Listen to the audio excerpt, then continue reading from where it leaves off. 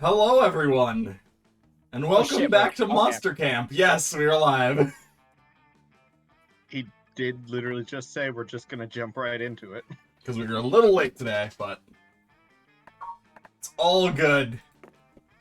I had a day at work.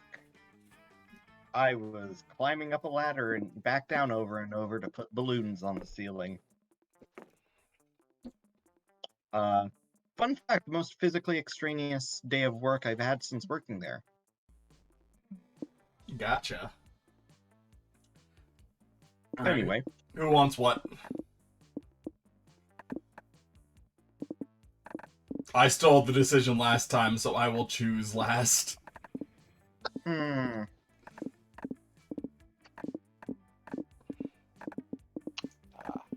I want the weirdo. Doritos and Papa John's. What do you mean by weirdo? There's a lot of weirdos. No, I want the real weirdo. You want noodles?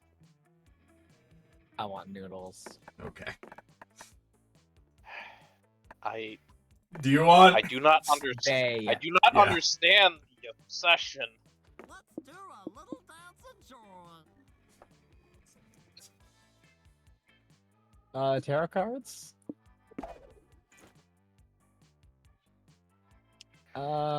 The boots and the stick, the lipstick.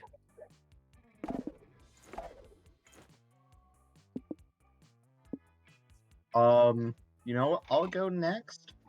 We haven't had enough of our girl Swelterette this run, this game.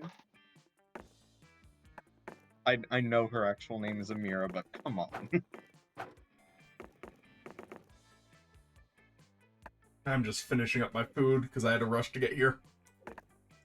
And then the computer crashed and just is all good. It's fine. What do you want? I want that grill. The grill, not the girl. The grill. And of course I have to.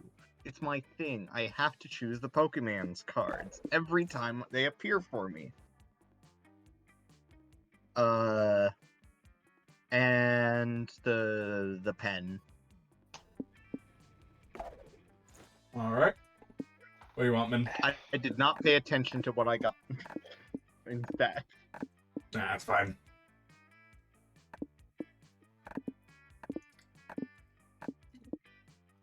I'll go Vicky. This will be a summer to remember. Oh.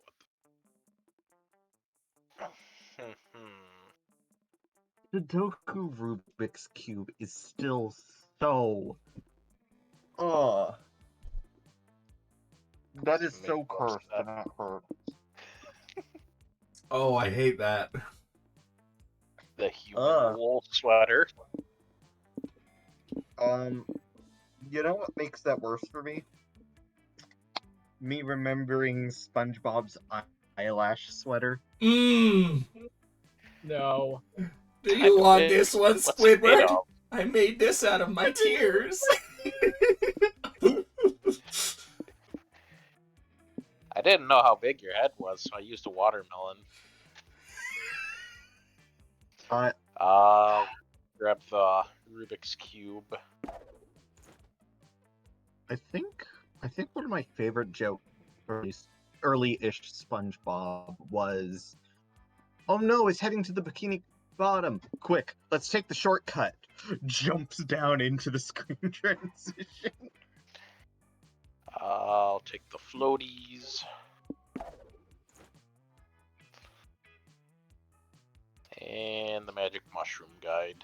I don't know if it's my favorite, but the one that always just lives rent-free in my mind every time I think of SpongeBob is the scene where Squidward is in the vault with all the Krabby Patties.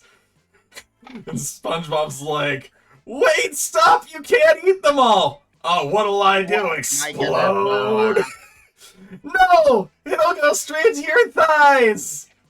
my thighs. And then you'll And blow then up. you'll It's so fucking good. I don't know. Like From the one thing that creators of lives in- Rubik's. From the one thing that lives creators in of my head Rubik's rent three Cube, is the yeah, entire cross pizza delivery words. episode. Oh my gosh, we were talking at the same time the whole time. Yeah. I love the pizza delivery episode. The entire pizza delivery episode was watched constantly in the car.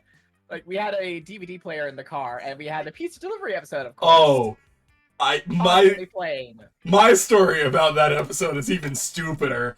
I had a PlayStation Portable with the SpongeBob cassette, because those existed. I had a SpongeBob one and an Ed, Edd and Eddy one, and the Krusty Krab pizza episode was on the SpongeBob one, and it got watched a lot.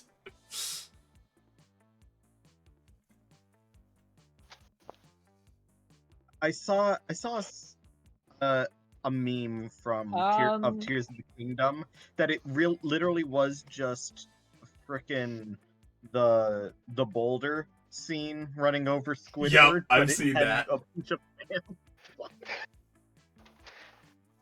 I am going to go with level up as a person. Wait, Ooh. no. Oh. Yeah, level up as a person. Okay.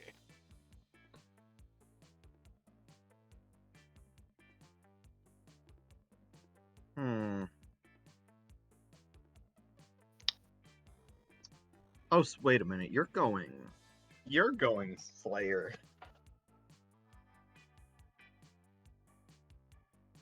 What Maybe. is mascarpone? Don't remember. I don't know, but it sounds like it's very much. Oh, shoot! I can't remember their name now. I'm doing great.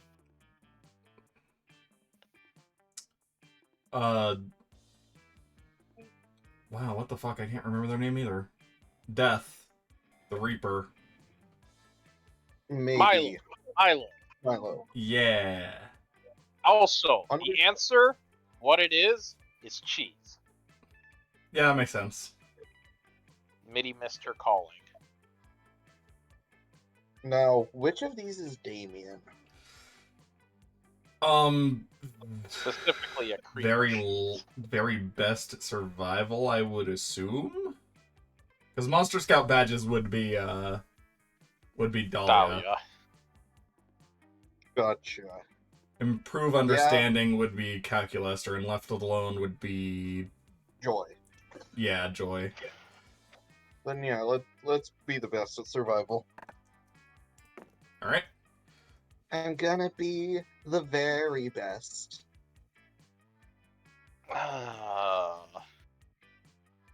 Do I torture MIDI this week? Do I? Of course. Why limit it to this week? Do I become the reason she needs new vocal cords? I mean, we're already the I would reason like she new needs vocal therapy. cords. Hey I guys, just realized I also forgot to update the stream information. Oops. I just realized something that some of us wanted to do between sessions. Or for the session. Which Uh, session? I mean this. Didn't we want to have like 3 people going after Calculester at once to see if we can trigger the That's a robot thing. uprising ending? And then whoever got that keeps going with Calculester. The other 2 just get to date each other. Do we want to do that this week? Do what? The Calculester. Trying to get the robot Eden. uprising ending for Calculester. Oh. Y'all have fun Just with something I remembered was a thing that you mentioned in chat, Curb, so thought I'd bring it up. I'm fine with doing else otherwise, but I don't care one way or the other, so like, Alright.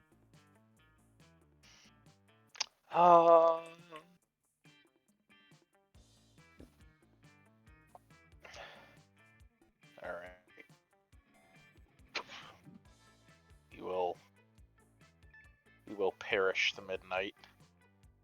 Dahlia. Dahlia, Look you! come over here and stop me yourself.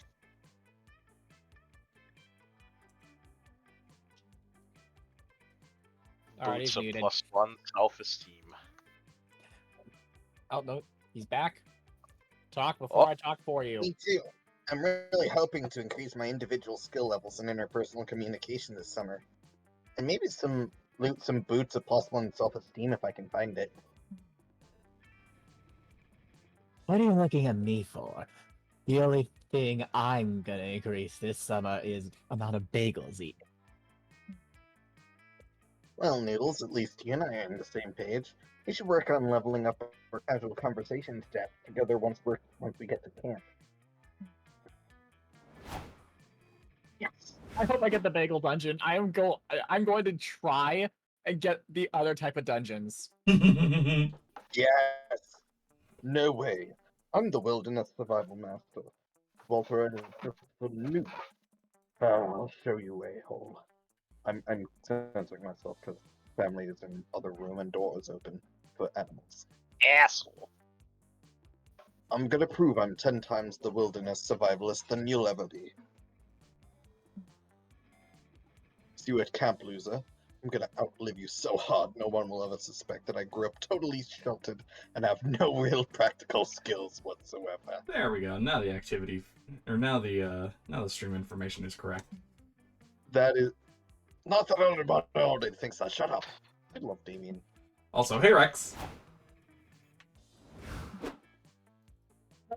Monster Scout, I see. I recently made it my lifelong ambition to earn every single badge there is. So far, I've received the Welcome to the Monster Scouts badge, the Read the Monster Scouts Terms and Conditions badge, and the Daria Akado name tag badge. I'm gonna earn the rest over the summer, and no force in heaven nor hell can stop me. Except my voice. Nikki, we can work toward earning badges together at top. Say that again?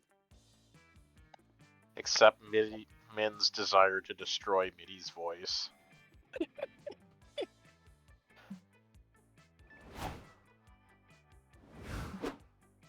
Oh dear, Pokemon has 3 voices. Oh Min, no, right, that's take not you. over her. That's not you. I get that, Oz. I can't wait to enjoy some peace and quiet once we get to camp. This whole icebreaker thing is so boring anyway. Like, I don't want to know what your favorite color is or your most... Oh, what'd you do? Jesus, Rex, Hydrate. chill out. What did Rex do? I need They to save Rex. hydrate. Oh my god. They hydrate! It's just Darling, I the need full a fucking. lie. Hey Kirby. I think you found why Michael puts a cooldown timer on it. Yeah, I'll need Yeah, to that's see why if I I can put a figure cooldown that timer out. on it. It's because of this fucker. Specifically this fucker. That said, I need to do one. I needed to do it once. Okay. And also, I'm not... For anybody curious watching, I'm not changing my PNG anymore just because it's annoying to turn it off and back on every time for my D&D. I was wondering why you were changing it. Like, I don't want What? to know your favorite color is or your most treasured memory. I just want to chill in silence for the rest of the ride. Hey, since we're on the same page, want to sit together silently for the rest of the ride to camp? Oh hey, it's me and War Boss. You don't speak, which Joy Late knows night means. call. You don't speak, which Joy knows means yes. The two of you sit in comfortable silence for the rest of the ride, and it's more intimate than words can ever have been.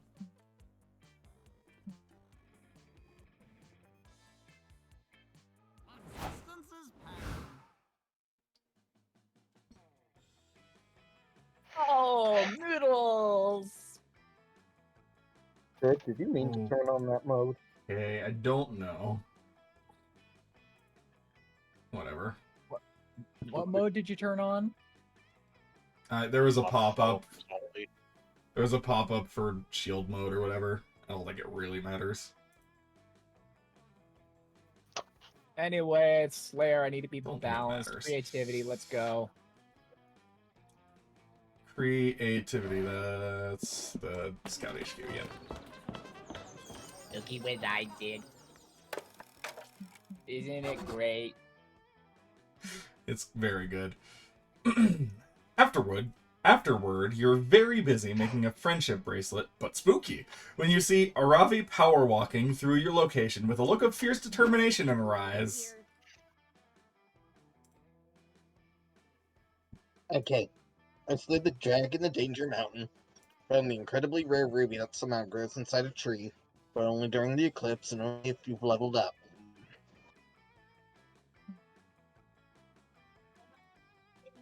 I tripped a jackalope and got the mouse's glasses back so I could trade in the seed for the bead and put it on the altar under the well after I drained it using the... And do we need to find 100 hot-footed frogs? No, only And 10. I cleaned the Aegean stables and picked up Wizard Fart's dry cleaning. What next? Huh? Sounds like Did you a bring the bubble gems? Sounds like Aravi is having quite the day. You ask her why she's doing all of these random tasks. Ugh, don't get me started. She's doing side quests, helping everyone fight their enemies or find rare items. But she can't take the 5 minutes to find me a pizza for my side quest. I already told you ordering a pizza isn't a quest with a high-end enough XP reward. We'll do that after I do one last real side quest for the day. Want to come along and help me out, Noodles? 2 heads are better than 1. I'm half a head. Hey, I thought I was your second head. I'm even keeping track of everything like you asked. Noodles is only a head. Noodles is great. an empty head. Let's see what I have left to... Robert the Robber should date Thomas the Raccoon Landlord? X. These are just shipping charts between all my side quest prospects. What's your point? My point is a list of who should fight and who should... Love titles, nothing for me in terms of figuring out my next move. Did somebody say pizza? Well, all those side quests do nothing for me in terms of finding me a pizza, so I guess we're even.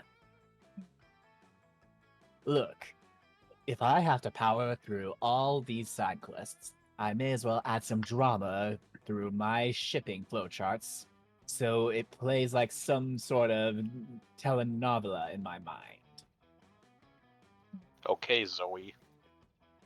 Luckily for Aravi, evaluating bonkers courses of actions based on what stats they'll give you is practically the only thing you do. Looking at Hex's notes, it's immediately clear which side quest will unlock the ultimate goal, making Aravi smile. Help the local mayor open a TikTok account so he can bond with his teenage son, or collect 10 turnips for the town's guard, who's totally not using them to pleasure himself.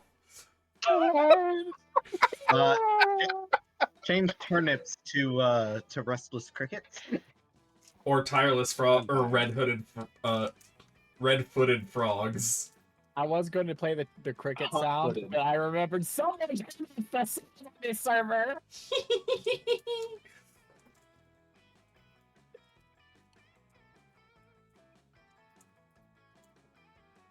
Oh my gosh.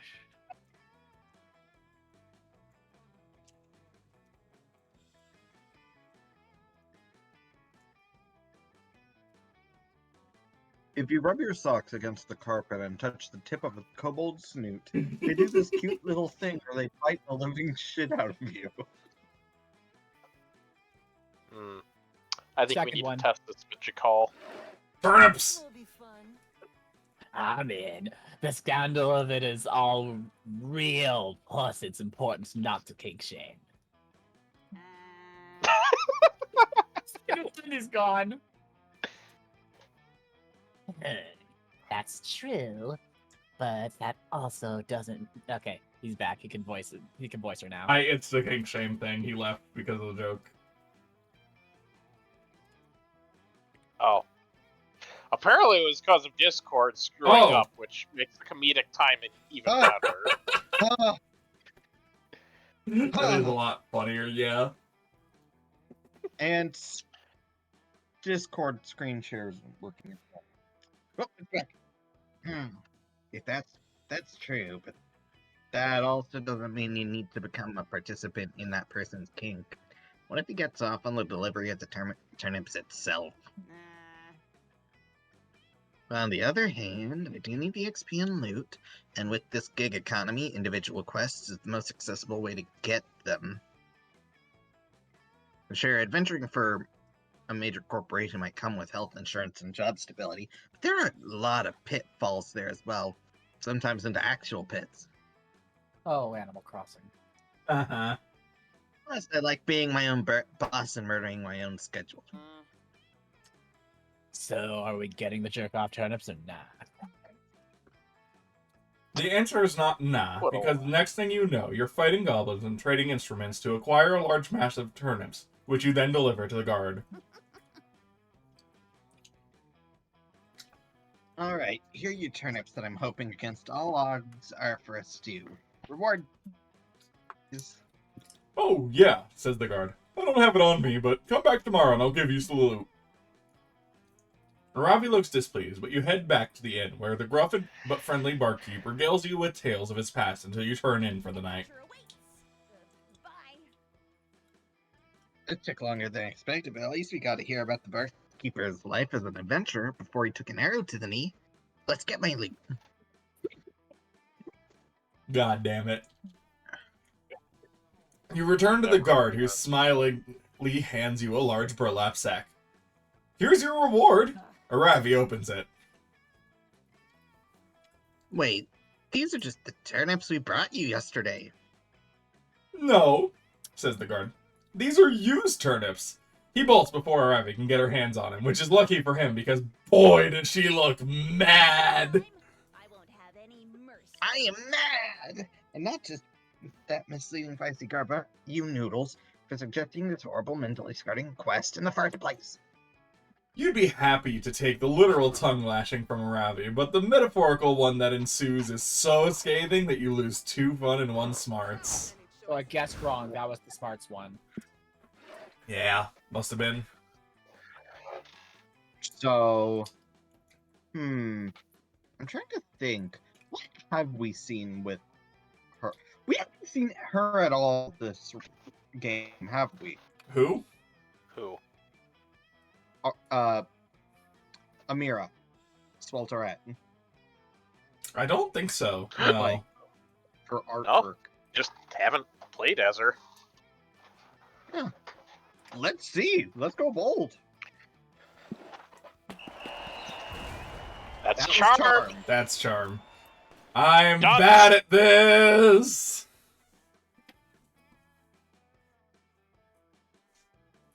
I went into Get fucking... through. I went into fucking muscle memory and forgot the top right is not bold anymore. What is... Oh, it's the haunted house, right? Afterwards, everyone begins a rousing game of paintball, except the paintballs are actually bullets. You unfortunately were taken out of the game for being conscientious objector. There you go. Even more unfortunately, the 2 players you'd like to hump are currently arguing behind a bullet-riddled paintball bunker. Don't tell me how to live my life. If I want to hold my gun this way when I shoot it, that's my business and no one else. Yes! But holding it sideways completely defeats the purpose of lining up the sights of your shot. It's suboptimal. But when I hold it sideways, I look like a gangster. Carry this one. You're gonna look dead in a minute if you don't cover me right now. You wouldn't need to be covered if you didn't bring a fucking crossbow to Here for it. gunfight. Hate all you want, Damien, but there's no disadvantage shooting a crossbow sideways. At least, no more of a disadvantage than having brought a crossbow to a gunfight in the first place. Brad, thanks, Hex. You accursed objects always have the best suggestions. No one is listening to you as you conscientiously object to Damien swapping out his gun for Aravi's bonus crossbow. Well, at least there's no way this could possibly get worse. No, but there is a way it can get better. Don't give up, guys. 4, 3, 2, 1. Crossbows are better than guns. The chanting mongrels are taking away our position. Why the fuck are you cheerleading anyway, Scott? We could use our guns in this gunfight. I decided to sit this game out. Partly because I'm not anybody's primary love interest right now, and therefore I have no reason to be in hilariously dangerous situations. But also because I'd rather cheerlead. Guns aren't nice, but cheerleading is nice. So cheerleading your gun friends is nice. Well, hey, you know what would be even nicer? Not selling us out to the enemy team by shouting where we are. Oh, you want me to throw them off? Okay, but guys, listen loud and clear! Damien and Aravi are not here! Nice work, bud. What would we do without you? Hex may live for the chaos, but you'd rather Damien and Aravi not get shot? There's no way you're gonna talk Scott out of cheerleading once he's into it, but maybe there's a way to actually make him useful.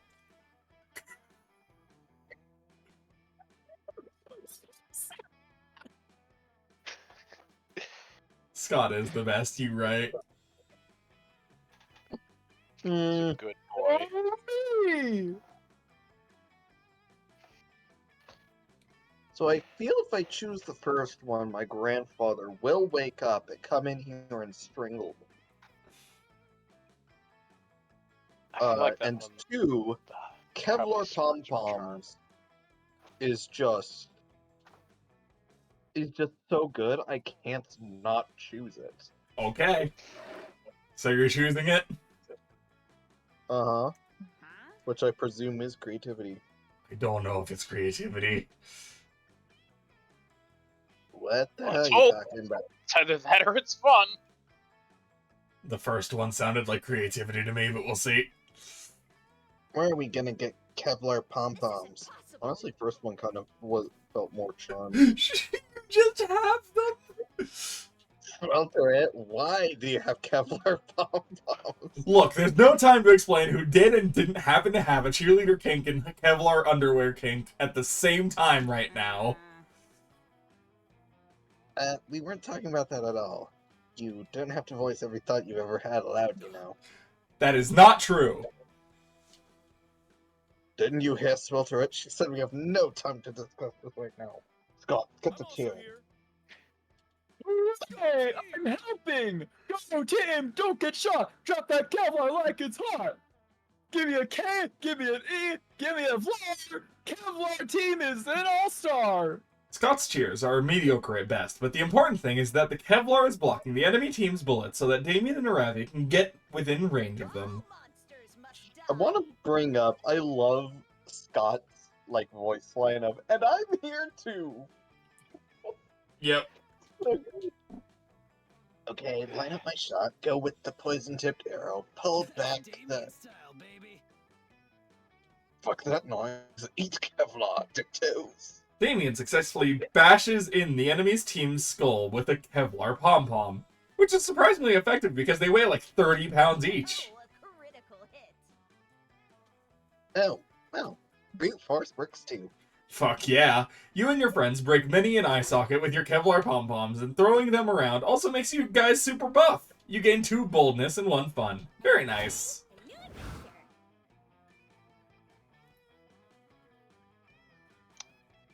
We go fun. Okay. That's this one. Yes. You've seen this one, wait. You're chilling on the beach, just relaxing, hanging out, being cool, you don't give a fuck. chilling out, maxing and relaxing, all cool, and shooting some b-ball outside of the school.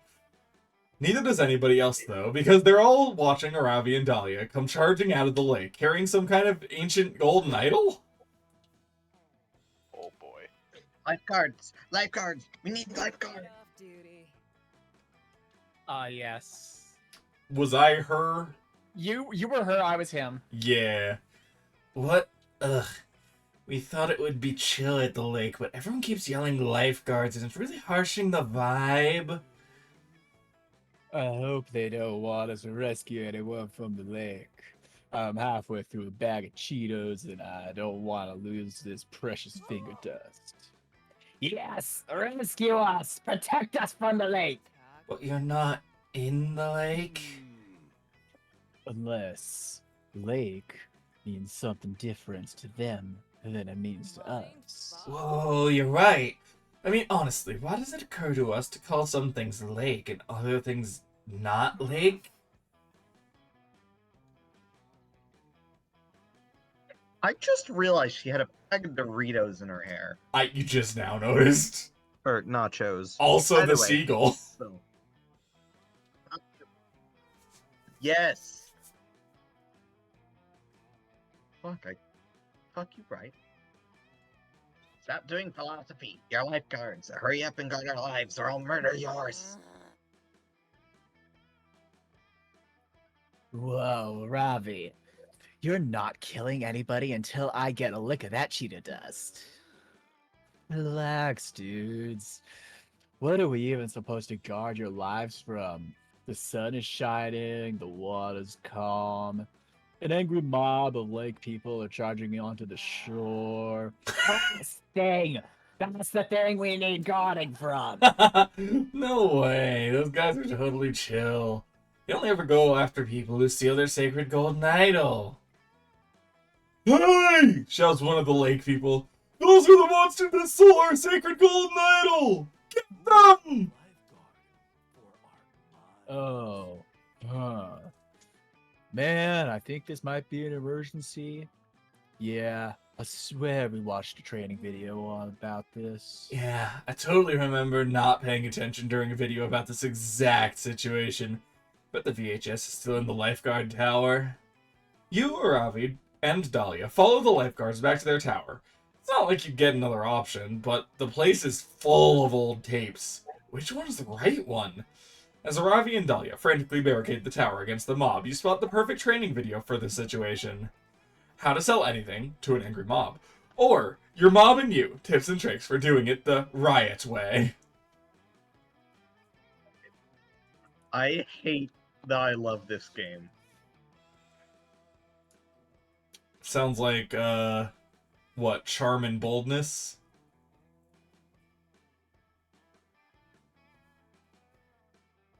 Also, Something Jesus like that. Christ, you've got so much form. Interesting.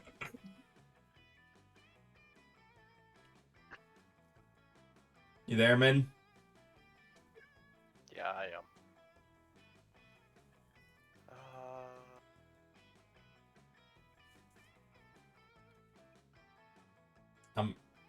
I'm guessing top is charm, bottom's boldness, but I'm not 100%. I'm gonna go bottom. Your life is in good hands. Oh yeah, of course. We don't need to train to be better lifeguards. We're already great, and we also don't care about self-improvement. The problem is the angry mob. They don't know what they're doing at all. If they did, they'd know that it's super rude to start a riot when a guy is halfway through his Cheetos. Dude, let's show them this video. That'll make them think about their choices. Okay, Pokemon, chill out.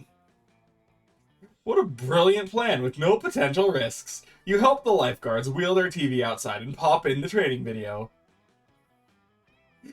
Mind Shaft, please.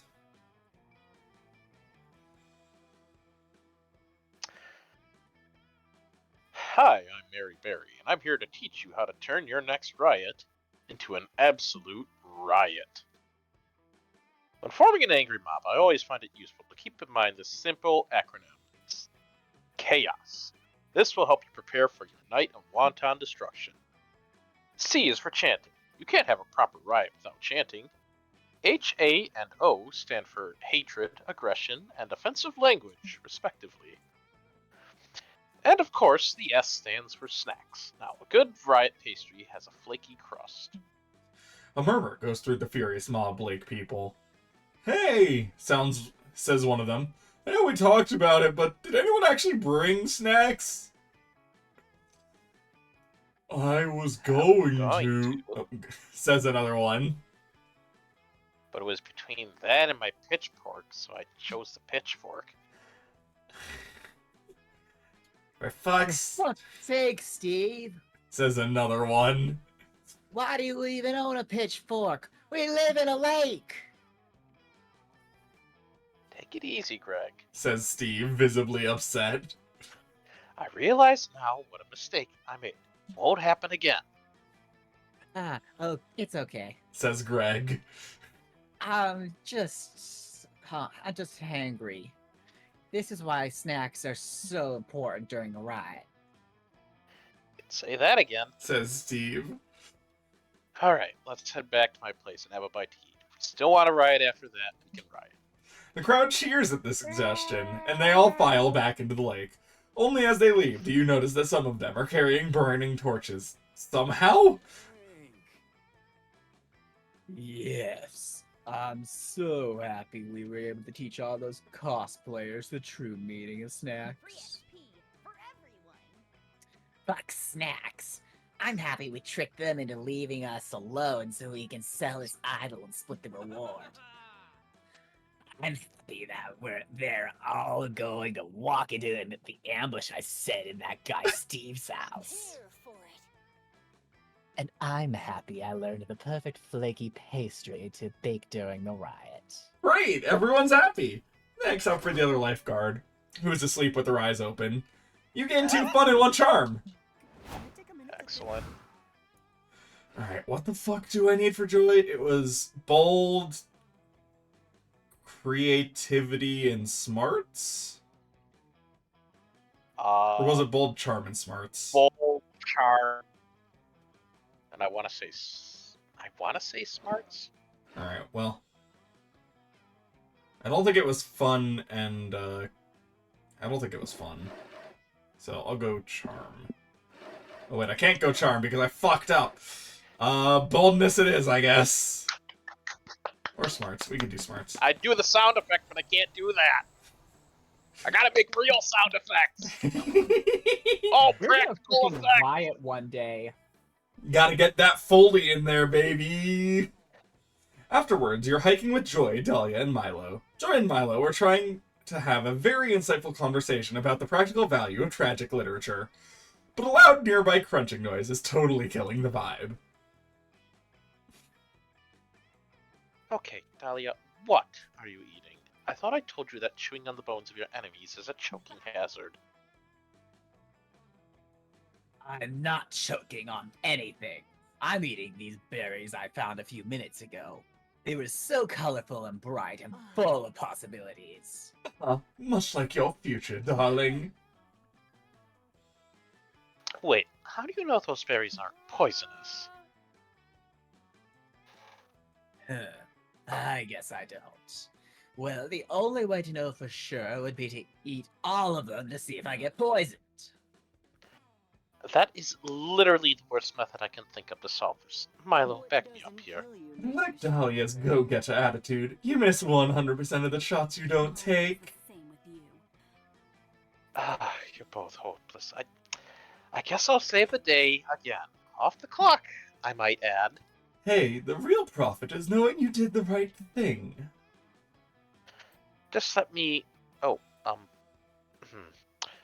actually don't know if these are poisonous either. Well, this is awkward. Does anyone have any ideas on how to identify these? Dahlia raises her hand. Besides eating them. Milo raises their hand. Or doing an Instagram poll.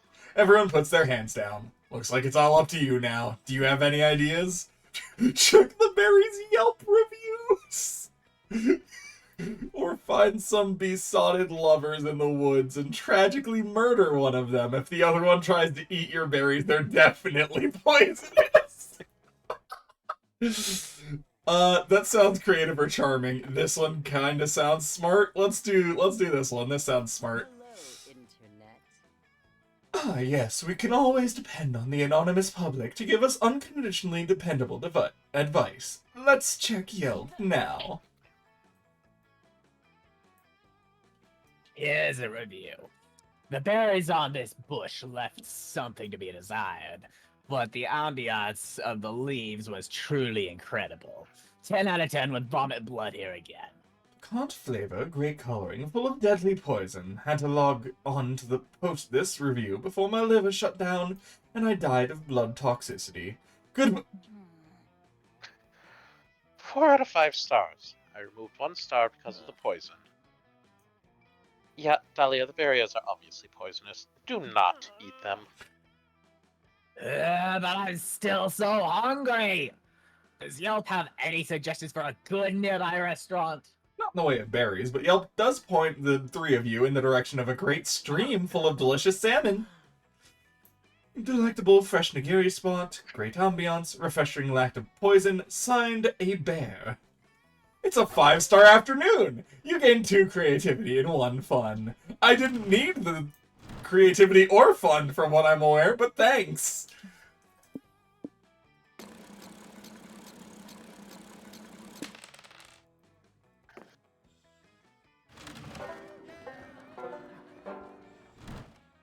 Wherever I go, hijinks ensue.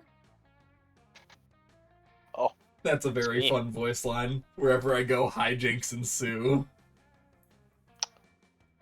she ain't wrong. Indeed. Think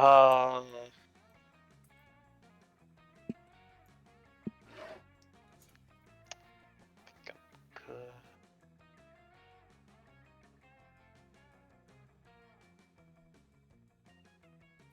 You did a short one. Okay. Yep. More fun. Yeah, because we were a little late on this. I didn't want us to run too late tonight. You're recovering from that interaction when Dahlia almost tramples you with her rock-hard calves. Don't threaten us with a good time. Oh, hey, Vicky. Threaten me harder. I'll threaten you all I want. I didn't see you beyond the majestic silhouette of my own flexing muscles. I've got to stay in top physical condition if I'm ever going to earn my FBI agent badge before the end of the summer. You're about to explain to Dahlia how that's different kind of badge that she probably thinks it is when you notice another Dahlia in the vicinity. Oh, it's no. this one. It's this Oh one. no! Yes. What are you looking at, Vicky? I'm flexing my quads right now. You should be looking at... me? Who are you, stranger who looks almost exactly like me? Explain yourself at once. I don't look like you. You look like me because I'm Dahlia Aquino.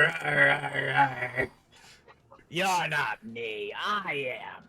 You lack the necessary muscles and vocal cords. On the contrary, because I'm the real Dahlia Aquino, the real Dahlia Aquino looks like this. And since you don't look like this... I'm the imposter? But how could I be? Am I such a master of disguise that I fooled even myself? No, you're not a master of disguise. But I am. Counselor Flash! That's right, Dahlia. It was me all along. You couldn't tell because I was wearing a mask. Your ingenuity truly knows no bounds, Counselor. If only I had your mastery of the art of infiltration, I might make a better candidate for the FBI. Alas, my flawless blue skin and extreme handsomeness render me totally unfit for undercover work. Why, Even if I posed as a contestant in a beauty pageant in order to stop domestic terror plot in a fun-filled romp starring Sandra Bullock, I'd likely render myself too conspicuous due to winning so hard. What the fuck? Why did you have? Why that very This specific? this is how obviously the game referencing works. this is obviously referencing a movie, but I don't actually remember which one this is. I feel like I know what it is, but I don't. I can't tell. I'm very bad at I'm I very need to bad stop at asking questions about this game. actor movies, like recognizing movies based on actors and actresses. I'll need to look that one up later. That's very funny though. Please, Counselor Flosh, teach me your ways. I am willing to devote all my time to this, eschewing all romantic relationships in the meantime. What? No, fuck that. Show Dahlia that you're the better camouflage tutor by suggesting someplace where her natural assets would really help her blend in. A utopian society of blue Smurfs, or a Dahlia Aquino cosplay contest. I want her We're to doing the lose cosplay contest. The cosplay contest? The cosplay contest. Yes, of course. A third international. One sec, I need a drink before I say this. Ah, yes. I've already killed Mitty. Excellent. Oh my god, it's Miss Congeniality, isn't it? I had two D&D sessions today. Yeah, it's Miss Congeniality. Oh my god, I forgot about this movie. Anyway. Yes, of course. The third international cosplay competition for Dahlia Aquino Dress Up, which happens to be going on right now. Why didn't I think of that? Probably because you're not a master of disguise like me, or to a lesser extent, Vicky.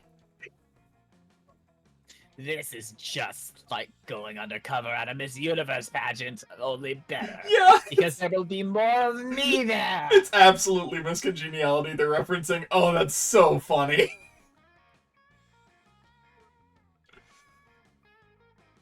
Come on, Vicky. Help me get ready for Thick Dad. I hate that acronym. Soon in the Thick Dad dressing room. What was the freaking full title? I don't remember. I don't know. I don't care. It's Thick Dad now. All right. We've only got a few hours to prepare my disguise. Let's think. What would Dahlia wear to a Dahlia cosplay competition? You suggest the outfit she's currently wearing. That's genius! A true warrior makes use of her surroundings, and clothes are totally surroundings. She is.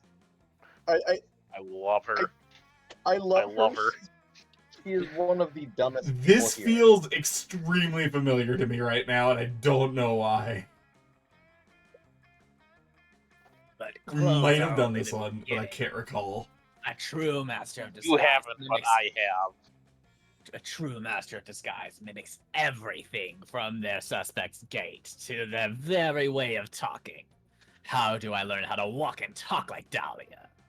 You suggest walking and talking the way she normally walks and talks. Are you sure? I feel like I should be doing more to prepare. Let's see. Dahlia walks past a floor-length mirror, scrutinizing her movements. My God, you're right. It's as if I've been training my entire life for this job. They'll never know it's me under this flawless Dahlia disguise. You couldn't agree more. You leave Dahlia to stare intensely at her own reflection for character research and join the excited audience. Oh my god! It's a great show! You've never seen so many buff blue babes in your life. Unfortunately, though, Dahlia only wins second place. You assume she'll be crushed. Rust, I'm delighted! It means that my Dahlia impersonator disguise was so convincing, no one could tell I'm the real Dahlia. Plus, did you see the first place contestant? She's flawless. I'm flattered to even be in the same competition as such a professional. Here It's she gonna be the comes clown now. stories. Please tell me it's Flodge. Yeah. Oh, hello there. It's me, Dahlia, winner of the Dahlia contest. Rawr, rawr, rawr. I'm beautiful, aren't I? She sure is. So beautiful that just spending all day looking at people pretending to be her has instilled you with 2 boldness and 1 creativity. Who? There was an actor a while ago. Was it Tony Hawk that entered like a Tony Hawk lookalike contest and lost? Yeah. Yes, It's it just was. something like that. So fucking funny. Hey, you look a lot like Tony Hawk. Yeah, I get that a lot. Oh no. God, I need boldness.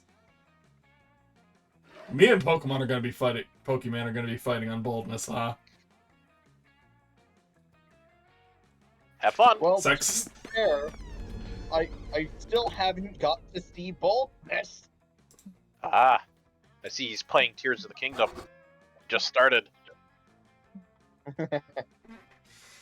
Later, you're wandering around trying to tell if you have mercury poisoning from all the tuna you ate for breakfast when you see Joy and Scott. No, Oz! Check it out! Joy and me are doing photography. It's basically the art version of sports. Yep, we're taking a photography class together. This week we're supposed to capture the majesty of nature. What would you say is more majestic, a small bush or a small shrub? You have a desperate need to be included in basically everything your friends do, so you whip out your phone and start snapping pics with Scott and Joy. Yay, friendship! Suddenly, Scott pauses. He takes a big sniff in the air and inhales for about 40 seconds straight. It's an awkwardly long time to be inhaling. I thought something smelled off. Joy, you okay? You smell sorta Yep, there he goes. stressed out. Like that time I asked if I could eat macaroni just using my butt. Ugh. Huh? Oh, please don't smell me. Thanks. Yeah, no, I figured, Pokemon. Something doesn't feel right. But I am a bit stressed. It's just that everything is so calm. And when things seem calm, that's actually when they're the least calm. It's the calm before the storm. And there's no obvious evil encroaching. That just means the whole world is about to be blindsided by the biggest threat imaginable. We should be more worried than ever. Do you think that maybe you saved the world so much you got used to saving it? Maybe you're just not used to chilling out. It's like me and footballs. When I see a football, I want to catch it. But somebody has to throw it first so that it needs to be caught. Took me a while to accept that. Psst, no way. This is not about me and my emotional defense mechanisms. There's definitely an ancient evil lurking just beneath the surface somewhere around here. Like, for example, look at these pictures. If this were a normal episode with a coven, we'd spend the first 2 minutes taking photos and setting up some B-plots. Oh, and then we discover a mysterious omen in these pictures, teasing the larger evil that's yet to come. See, doesn't this picture of a tree look a little foreboding to you?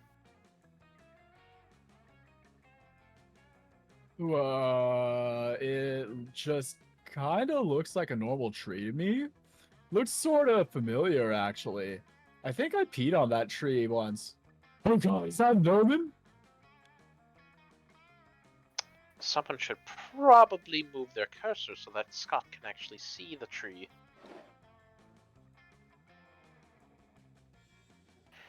Okay, so maybe that's not an omen. But what about this photo of a sunflower? At first I thought it showed off the elegant symmetry of the flower, but shit, it might be an omen.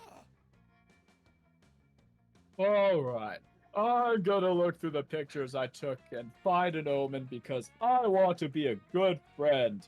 Picture, pictures, picture. Oh my god, Joy, look! Look at this photo! It's so blurry! It's evil! It's a blurry evil omen! Nope, that's just your thumb. That's a blurry picture of your thumb. Ah, Hecate, help me. Maybe this was a bad idea. Uh-oh, looks like Joy's coming up short on omens and is about to be exposed as a total workaholic. Look through your pictures and find something ominous to help her out. This picture has a flock of birds, which are classic bad omens. If we connect the birds like you'd connect the dots, I'm sure we'd find an ominous warning. That sounds creative, so I might go with that. The resolution is too high in all of these pictures. It's a clear omen that technology has gone too far. Okay, that's some clever wordplay. It's probably also that might be smart, because that sounds smart. Maybe. But I mean, we stand the birds in this call. But birds aren't real. Shit, you right. That's the omen! It's a government conspiracy. Yeah, Oz is totally right. Birds are super typical bad omens. I mean, usually it's crows, or vultures, or maybe ravens, but even that's a stretch. And this is definitely a picture of a bunch of pigeons. But fuck it! This is officially an omen. I knew this whole thing wasn't just me struggling to relax. Wait, so this is an omen? So that means we get to connect the dots? Yes, yes, yes, yes, yes, yes, yes, yes, I love connecting the dots! I even keep a marker on me at all times! Just in case I need to do a prank, or in case I need to connect the dots! Come here, you crazy dots! I gotta connect you all together with all your dot friends! Escape is impossible! You, Scott, and Joy spend 2 hours carefully connecting all the pigeons in the photo together. Turns out there was a message hidden in the dots. It reads, "Beware! Oz is too hot and sexy. Smooch at your own risk." You smile quietly to yourself. Everything is going according to your plan. You're a genius for bribing those birds to fly in that very specific pattern for this photo. Oh my god, you guys. I thought we were just connecting dots for fun, but it's actually really scary how they spelled out a message about someone we know! Yes, you're finally getting it. Omens are terrifying, and we should take them very seriously. They're our only warning of the terrible, earth-ending evil that's yet to come. In this case, the omen is telling me that Oz is too hot. Fascinating. Previously, I have to admit that I was a bit interested in Oz. Uh-oh. You're a bad omen. But apparently we need to be extremely wary of getting close to Oz, because his hotness is clearly the sign of an ancient evil. Good plan. Jeez, this omen is really scary. I'm officially adding omens to my list of fears, along with fireworks and never meeting my dad. Oh, fuck. Yeah, Scott sure is an orphan. I know. It's okay, Scott. Just stick with me. I've saved the world loads of times from tons of omens. Let's get out of here. Oz is clearly radiating some evil vibes. Fuck. You spent a lot of money bribing the pigeons for this silly plan just to get your friends to think you're hot. Those pigeons totally scammed you. Scott also draws in your face with his marker just to make sure you're as unhot as possible. You lose your dignity, along with 2 creativity and 1 charm. That's fine, I didn't need either of those from what I'm aware. You might need some charm. Oh yeah, I do need charm, that's right. Yeah. What could go wrong? What could That. go wrong? That By could have the gone way, wrong. Herb, if you want, Imagine- we could- Imagine we being can do too that. hot in this game. Smarts. Smart is this one, Woods. Bear! This picture Bear. is the only reason I like Nichols. That's the only reason? Yes. Fair enough. Oh my gosh, everyone is here. The sky is clear, the birds are singing, and you, a robot, and a cursed monster slayer, and a death-bringing reaper are merrily skipping through the woods, hunting a leprechaun. You meet around here? that is I can't even like Yeah, this game. This game does things to you, man. it's very good. What's the deal with killing this leprechaun? How many experience points am I gonna get? Do I get a sneak bonus if I attack from behind? Error. Due to the sixth mass extinction, the slaying of leprechauns is inadvisable. They are considered endangered by the United Monster Nations. Oh, not another gig. Yeah, I'm not really interested in working today. I figured we'd grab him, get some sweet pics of the gram, stick a pot of gold emoji in there, and then release him and call it a day. Speaking of the gram, this is one of the only hotspots in the woods that I haven't posted a pic of yet. Hop in, everyone, it's selfie time. You gather around for a cute pic full of ironic duck face, dabbing, and bunny ears. Lit. Uploading.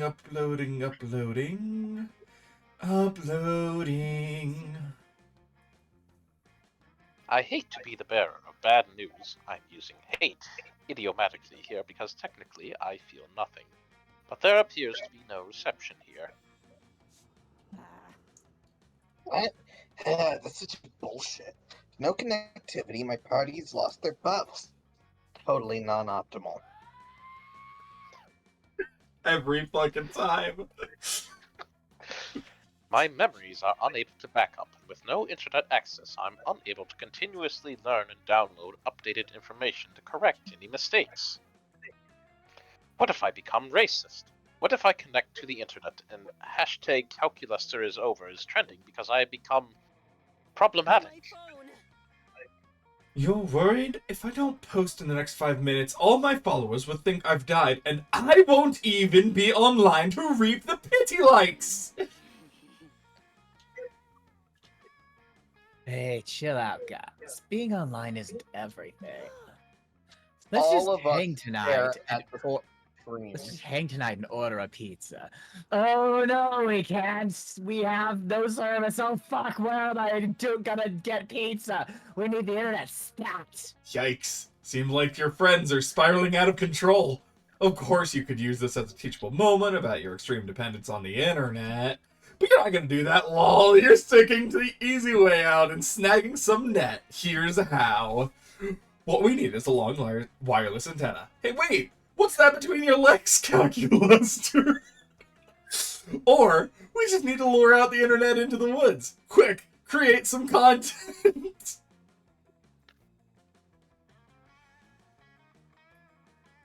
Well, Noodles, we're waiting. The first one. Friend Noodles, why would you point that out? You're the real curse here.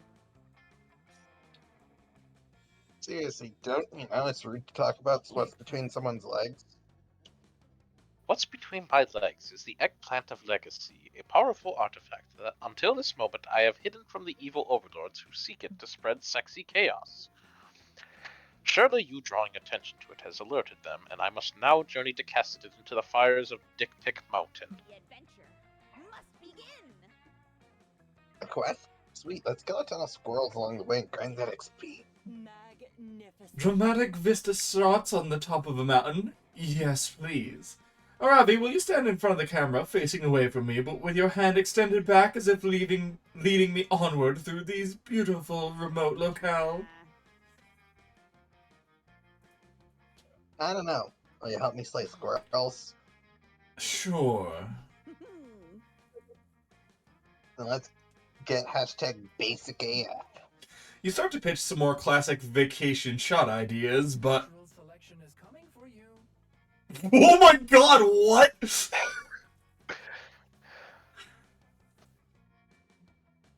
That I is all. apologize, friend.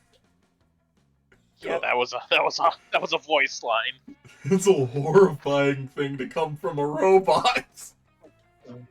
I apologize, did it friend say? Noodles. But I don't see how there's any way for us to allow you to join when you were the one who put the eggplant in jeopardy to begin with. If I heard correctly, natural selection is coming for you. Ugh, I can't carry this one. You want to come on along on the next quest? Try not to be such a fuck up. Milo, I love the depth of pain in your eyes right now, though so authentic. I'm going to caption it with a sad poem. See you when we return triumphant. That'll teach you to make comments about other people's bodies. Theoretically, this should gain you plus smarts, but algorithmically, we have to punish you for mistakes, not reward you for learning. So, like, -2 boldness and 1 fun sound fair for missing out on the quest? Well, it's what you get. You're welcome. Where to go now? I'm going for the log. Yeah! Okay, But you can't Uh, get that ending because of the fucking We're in short right short now. game. Yeah. Yeah. fuck. I mean, you I'm still would sure get stat boosts, so Yeah, true. Yeah. And we could get the drink that evens everything out. Average, yeah. Maybe. we'll have to see. I mean, I Uh, think I have what? the average in free drinks. I don't recall.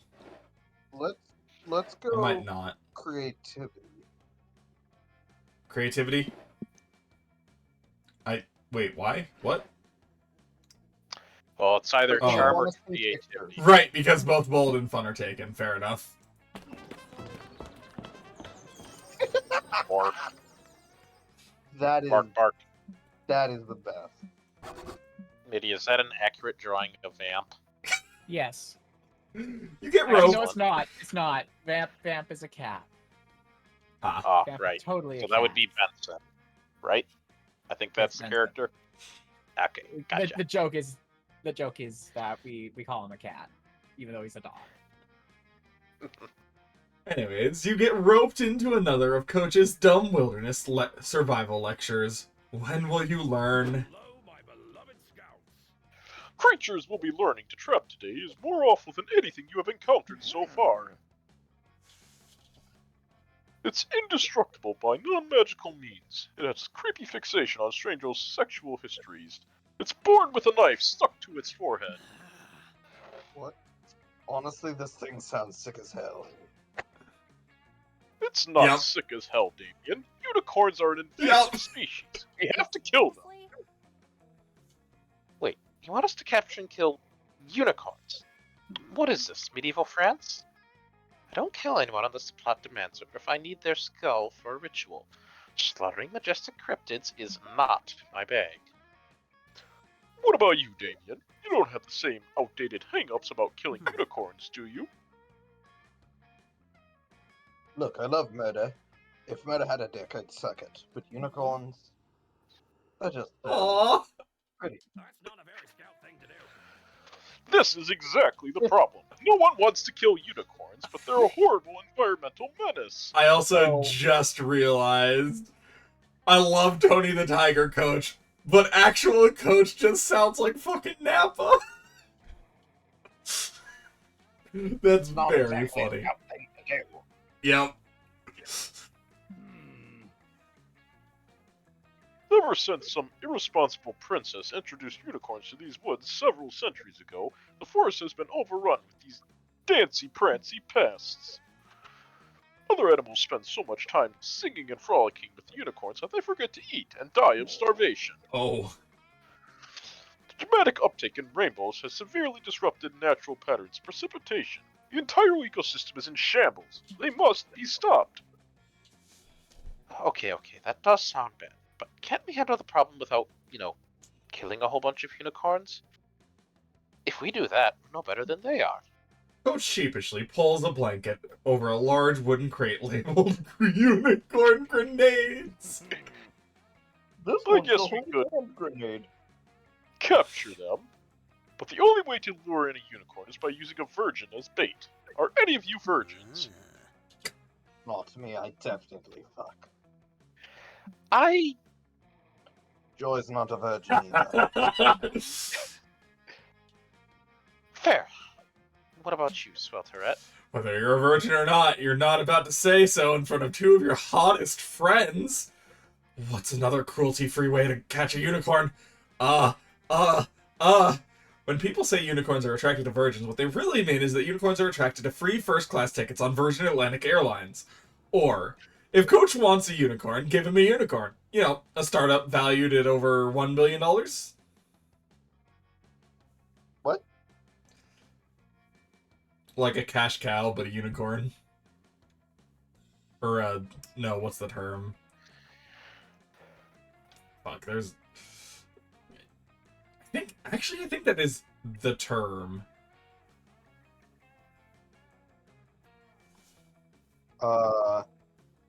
You know what? Let's go Virgin Atlantic. Virgin Atlantic. You see, kids, this is the kind of letter we'll think of, and it'll really ruin a unicorn's day. To the woods! You print out a huge pile of Virgin Atlantic tickets and leave them in the middle of a clearing, then hide with the others in some nearby bushes. Don't get it. Unicorns have been around way longer than Virgin Atlantic, right? Why would they possibly give a shit about some random airline tickets? I was wondering that too, so I read several books on the way over here and discovered the truth. Virgin Airlines is much older than most people suspect. They actually began in the 1400s as a mystic order of knights. They only admitted warriors who had never had sex before, thus creating the concept of virginity in the first place. Also, the airplanes are made of virgins. I couldn't figure out what that means exactly, but it looks like an exciting mystery to solve on our next narrative arc. Tight. Like, Shh! Here they come! Eddie, stop. With a sound like wind chimes fucking, 100 sparkly unicorns burst into the clearing to impale free airline tickets on their shimmering horns. They are ecstatic. I'm screenshotting this. Let's catch them in this unicorn net. Can't wait to brush their silky manes sternly. The others move as if to ambush the unicorns, but you stop them. You catch a stray ticket out of the air and show them the destination. Unicorn jail? They're all tickets to unicorn jail? But that's a total violation of due process. You can't send unicorns to jail without a fair trial. You can, and you do. Later, it turns out all those unicorns were wanted for counterfeiting. Saved once again. I'm sorry, I doubted you, Sorcerer. Today I learned that even a unicorn is capable of crime, and any means of bringing them to justice is acceptable. And today you learned that selling out all the unicorns who helped you run your counterfeiting business is a great way to make friends. As long as your friends aren't unicorns. You gain 2 fun and 1 smarts. Everyone choose a color. Rainbows! Noodle, because that's my color. Okay.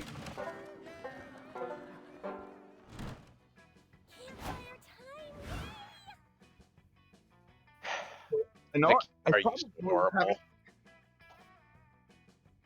I know I haven't said, but freaking hell, I love the banjo like version of the school bell kind of sound.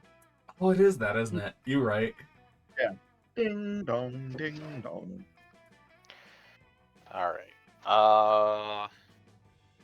Who is going after Damien again? Pokemon. But that's more a backup, just in general thing. I am tempted, just in case, just go by myself. That's fair. To the log. Okay. If you're gonna go to the log, then I'll probably go to Dahlia and Damien. You are Vicky, yes? Yes, I am Vicky. We just need to have one game where we're all the same players as back in prom. That'd be fun. You're roasting a s'more harder than you were roasted the time you wore neon Crocs to school when you hear what it sounds like intense negotiations. You go investigate because you're a nosy bitch. Fine, only 1 week. I will give you a portion of the 8th circle if you do my laundry for this week. Do I get the dukedom on it? Only if you fold afterward. And if I don't fold? Land, but no dukedom. What if I call Marie full so that the clothes can be more easily stored? So the clothes can be more easily stored in this tight camp space. Piece of hell dukedom and a crown. Big crown, a little crown. Little crown. Double crown. Tiara. Circlets. Aw, these two are actually some pretty cute and for once non-threatening negotiations. But you I was thinking the same thing.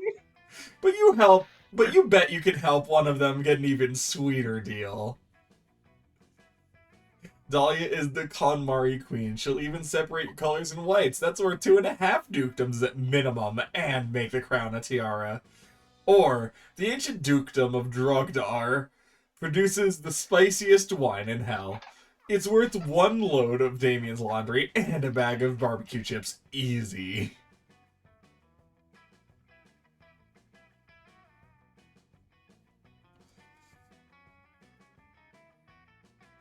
I assume the first That one, one's yes. obviously for Dahlia. I think the top one's for Dahlia. Yes. And I love the idea of her having a tiara. Yeah. Oh no. Hell, 300 years in the future, a world-weary traveler escapes cold winter's night by ducking into an otherwise empty tavern. Here we are again! Here we are again! How much ale could a weary traveler from the dukedom of Taraxar procure this night? I've been traveling a while. I could use a drink. The dukedom of Taraxar. Ah, yes. I've heard of Yes. such a I've place. heard it. Oh my Was it gosh, not you two once make up your two minds. dukedom? Yeah, it's a long story. Yes, Taraxosh and Drogdar. But then a deal was brokered between 2 young, powerful demons for their unifications. Before, they were bitter trade rivals. Taraxosh boasted the finest bolts of cloth in all of Hell, made with ancient techniques they would never share. Meanwhile, Drogdar was home to the finest scientists Hell had ever seen. They created potions that would remove any stain from any surface. Empress Dahlia I displayed her intellect and diplomacy by uniting the two into one, thus proving that a unification between dukedoms was the most effective move for all. It is now a prosperous place. More tales, traveler. Tell me more tales, traveler, and perhaps I'll tell you a few of mine. Meanwhile, back in the present.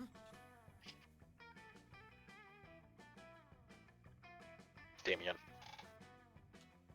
Pokemon? Damien. Eddie.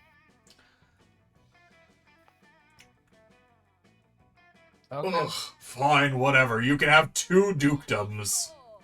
Nice! I got 2 dukedoms! Now, dukedoms kiss! Oh, there he goes. Dahlia mimes Yeah. making 2 dukedoms kiss. It's so cute! Maybe you'll get to do that with her someday.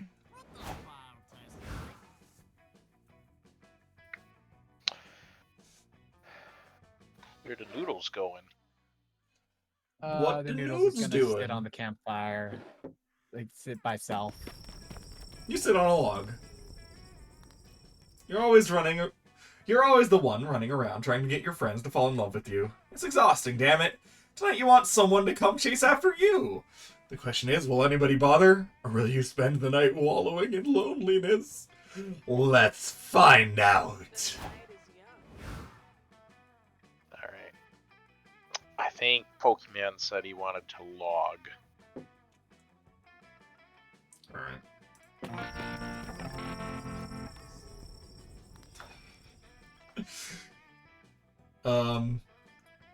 I assume Pokemon would just give you the fun.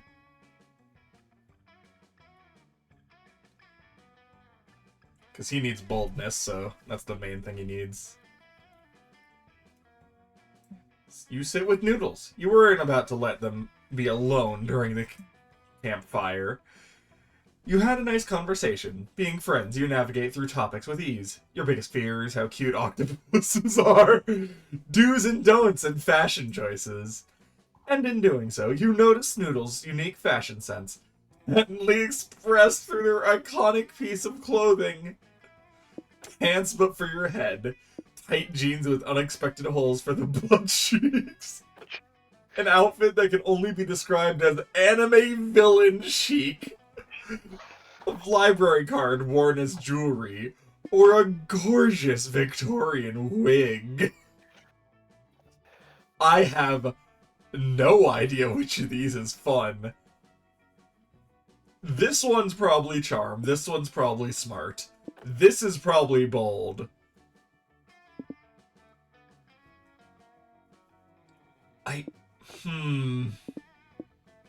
This one's definitely smart, I know that much. Is it...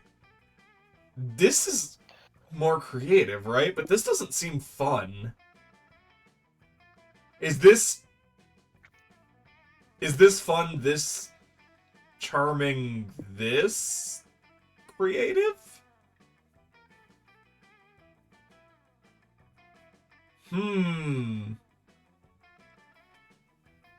Sure is a shame Pokemon isn't here.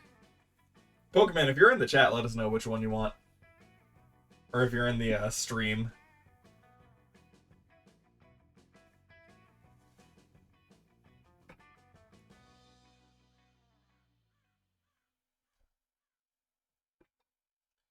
If not, we can just have Sai decide as well, because Sai's the one getting the stat from this.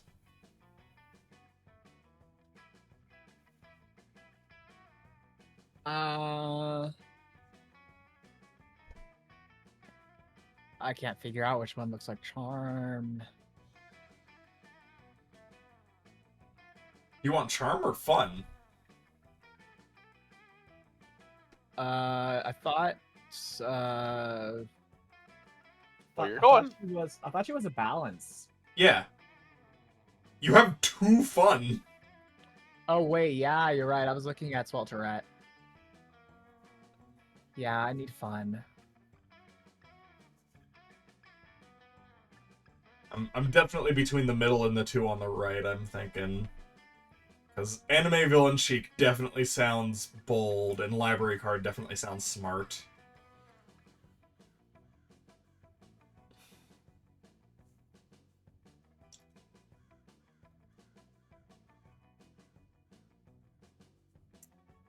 I don't know if it's the Victorian wig. I don't think it's the Victorian wig.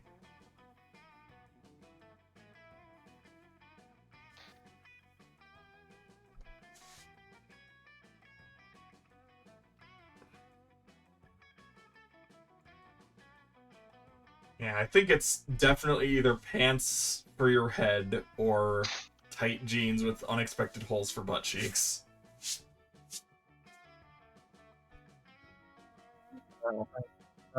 Hi. Hello. Were you catching any of that? Nope. Fair enough. Okay, so Which of these seems fun to you? Because we're assuming you just want to give Sai fun. have you do? Right. I'm kind of leaning between the middle and the top right, but I think middle because fun usually has to do with sex. Okay. fair enough. You are correct. Oh my gosh. Good call. You compliment the garment and comment how they probably got 5 fun by just wearing that. And to think few knows about this iconic piece of garment, as Noodles takes it off when a picture of them is taken so nobody can steal their look. Also, they don't have pants. Or a butt. As a sign of gratitude for the compliment, Noodles kisses you on the cheek. You feel you somehow gain 1 of everything else? Whoa, what a strange feeling. A wild thought crosses your mind. Imagine if Noodles was a love interest. Nah, silly Swelterette. Alright, well, might as well go over here. Later, you find Joy and Arabia hanging out near the campfire. This is normal. They're gathered around an eerie, blood-stained skull made entirely out of gold and valuable jewels. It looks priceless beyond words. This isn't normal. It's so beautiful, and it looks anatomically accurate. Wonder if they used a real-life skull as a mold, or if it's an actual skull cast in gold. Either way, it's badass. It's so pretty that I don't want to eat it. I've never felt this way before. Is this love, you guys? Is this feeling love? 1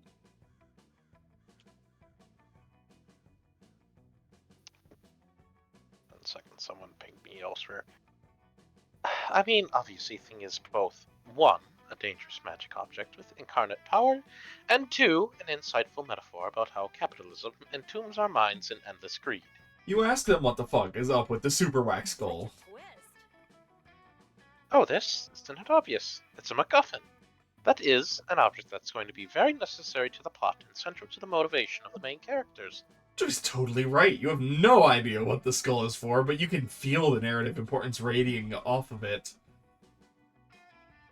We're not really sure what the skull actually does, or where it came from, or if it's cursed and going to drive us into a fit of insanity that makes us eat our own hair. But literally, who cares? A MacGuffin this awesome is guaranteed to have huge narrative payoff. Oh, it is so satisfying. This is gonna be such a good start to my next adventure. Excuse me? Did you just say your next adventure? Arabi, when we stumbled upon this golden skull and that strange altar in the ruins of the Temple of Istus, I think it was pretty obvious it was there for me. I'm the main character. That's hilarious. Joy, sorry to burst your bubble, but you're definitely a B-tier side character for comic relief. Your bit is that you think you're the main character. I got everything a main character needs. Emotional backstory, bloodlust, high DPS. I'm going to add that 6 skull to my inventory too. Arabi, I really do understand where you're coming from, because my deep empathy is what makes me such a good leader and natural protagonist. But I'm afraid you're sorely mistaken. That skull is mine. I'm certain that it's going to inspire at least a 3-episode arc. And it's way more in my genre than yours. You guys are both wrong. I'm the Oh, main hex. character. This is a local book to play a comedy dating sim video game, and that skull is made of chocolate. Whoever the main character is, you're sure of one thing. It's not you. So help decide which one of these honeys gets that MacGuffin. Oh no! Something this heavy is going to take up at least 3 inventory slots. Joy's the only one here that with that requisite inventory space. Or, according to D&D Beyond, this item has a +3 Constitution modifier and is best wielded by someone with a high armor class. Only Aravi could use it properly. Well, thankfully, D&D Beyond got cancelled. Fuck you, Aravi!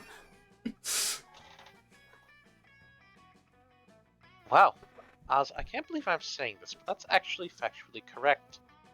And surprisingly reasonable. And not to be rude or anything, it's just that usually when you contribute to our conversations, you spout some random, absurd, fictional bullshit. So what if I have a full inventory? I'll just do what I always do, drop my least valuable items on the ground and pick up the skull. Tears of the Kingdom, anyone? Ravi opens up her inventory menu and starts scrolling through her 82 pages of items. Yup, definitely Alright. Tears of the Kingdom. Least valuable items, here we go. I mean, I guess I don't need 2 enchanted ranged sword bows. I could just get rid of one of them. Are you kidding, Robbie? What if you're in a battle against an enemy that's only vulnerable to short bow attacks and your first short bow breaks? This is definitely Tears of the Yeah. Kingdom. Definitely both of those. I was just about to Hey, say. oh, right. I can't believe I didn't think of that. Well, what about my tossing my elixir at maximum hydration? It's really just a water bottle. No way in hell can you get rid of that. Sure, the elixir isn't worth much, but you want as many bottles as you can carry for catching fairies and saving leftover soup. Oh, thank God that isn't a thing anymore in Zelda games, huh?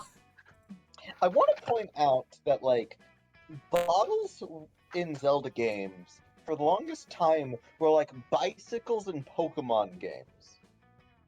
Oh, they were more Rare valuable than hell. that. Rare as hell and expensive. And then Breath of the Wild and specifically Tears of the Kingdom has bottles in spades.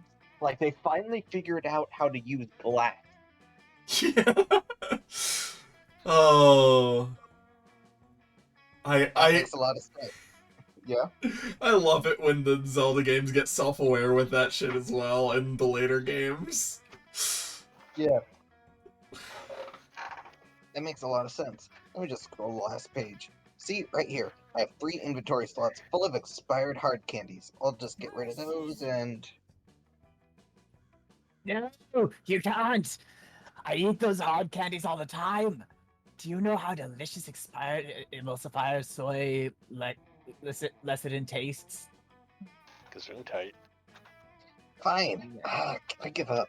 You know what, that skull may be valuable, but it's not worth letting go of any of my precious inventory items.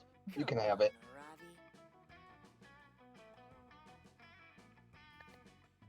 Come on, Arabi. Let's get out of here. These people don't understand the value of inventory space. And also, I want a hot dog. Wait, Ravi, before you go, I just wanted to say that I'm sorry for what I said before. That was not bad. When it comes to hoarding an insane amount of inventory items, you're totally the main character. I love Joy. That needs a lot. Have fun with the skull. Bet you're gonna have a really good plot arc with it, or whatever. Ravi and Hex leave to find the nearest hot dog merchant, and Joy lovingly caresses the ruby eyes of the MacGuffin. Thanks a lot for your help, Oz. I've been assuming that this MacGuffin would send me on a wild, magical adventure, Climax. but now I'm kind of wondering if it's the start of our romantic subplot. Does this feel like an inciting incident to you, too? Score! You and Joy spend a few hours together, losing yourself in the thrall of the skull's ancient curse, and each other's eyes. Bring out your flasks! Alright, Let's make a choice. we just going for free drinks? I don't know, are we? I'm down. I mean, we had a late... Yeah, I think I'd be alright with it. Alright. I'll make my choices. Hey there, party people. I bet you're here for a free drink. Good thing I'm feeling generous tonight. Just remember, I'm not held responsible for whatever happens to you. Take your pick.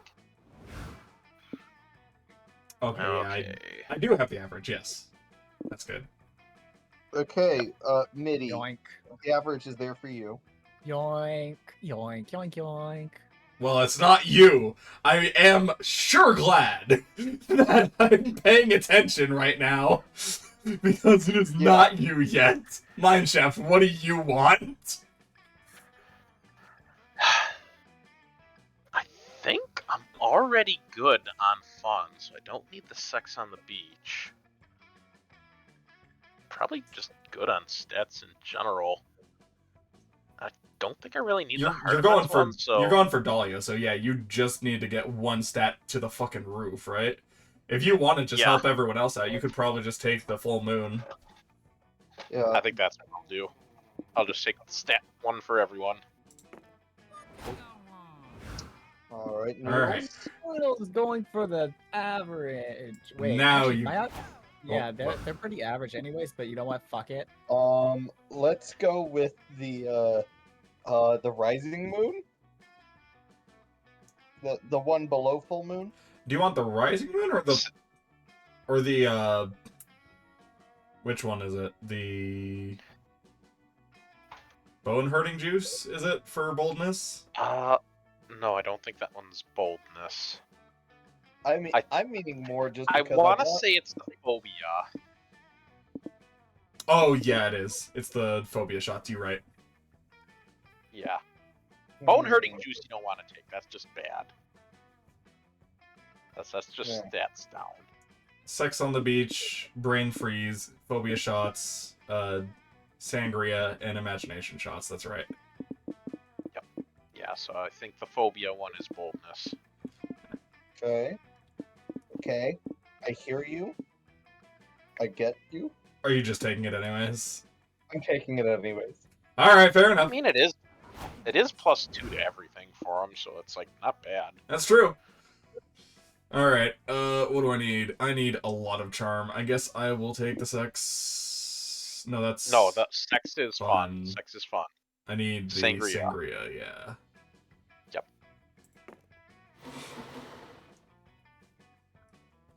Alright, sangria. Very simple. I don't think we've actually had the dialogue for this one yet.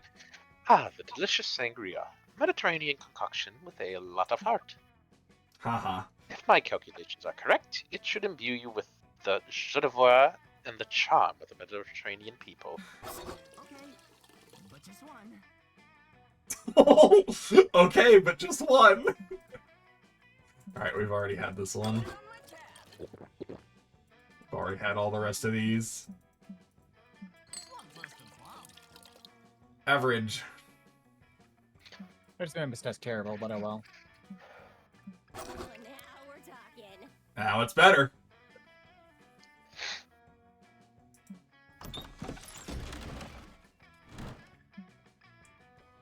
Alright.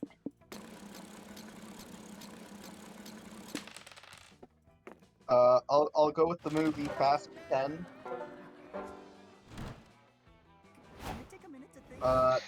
By the way, before we do anything, I want to really quick tell a story from the other day. Yeah. We went out to eat for JC's birthday on Saturday. The Friday, my dad went to go see Fast 10 with his girlfriend and her kids. And during the movie, there was apparently a big explosion. And he leaned over to her and said, and for a little bit of context, he works for an explosive transport company. And he just leaned over to her just like, see that? That's what's going to happen if my truck messes up. Oof. And all of us in the car were like, Dad! My mama was just like, Justin, I don't want to hear that out of your mouth ever again. I'm going to be dreaming about that. My reaction was, don't give me hope! Oof. That caught him off guard, and we were all laughing for a good 2 minutes. That's pretty good. You emerge into a clearing to find a Ravi and Joy crouched around some thing. Ah, it's perfect. Maybe you can help us here. If by help you mean silently drool over us before making some kind of wacky decision that endangers us all, then sure. Hey, don't knock wacky decisions that endanger us all. That's how I always manage to stay a step ahead of my nemesis.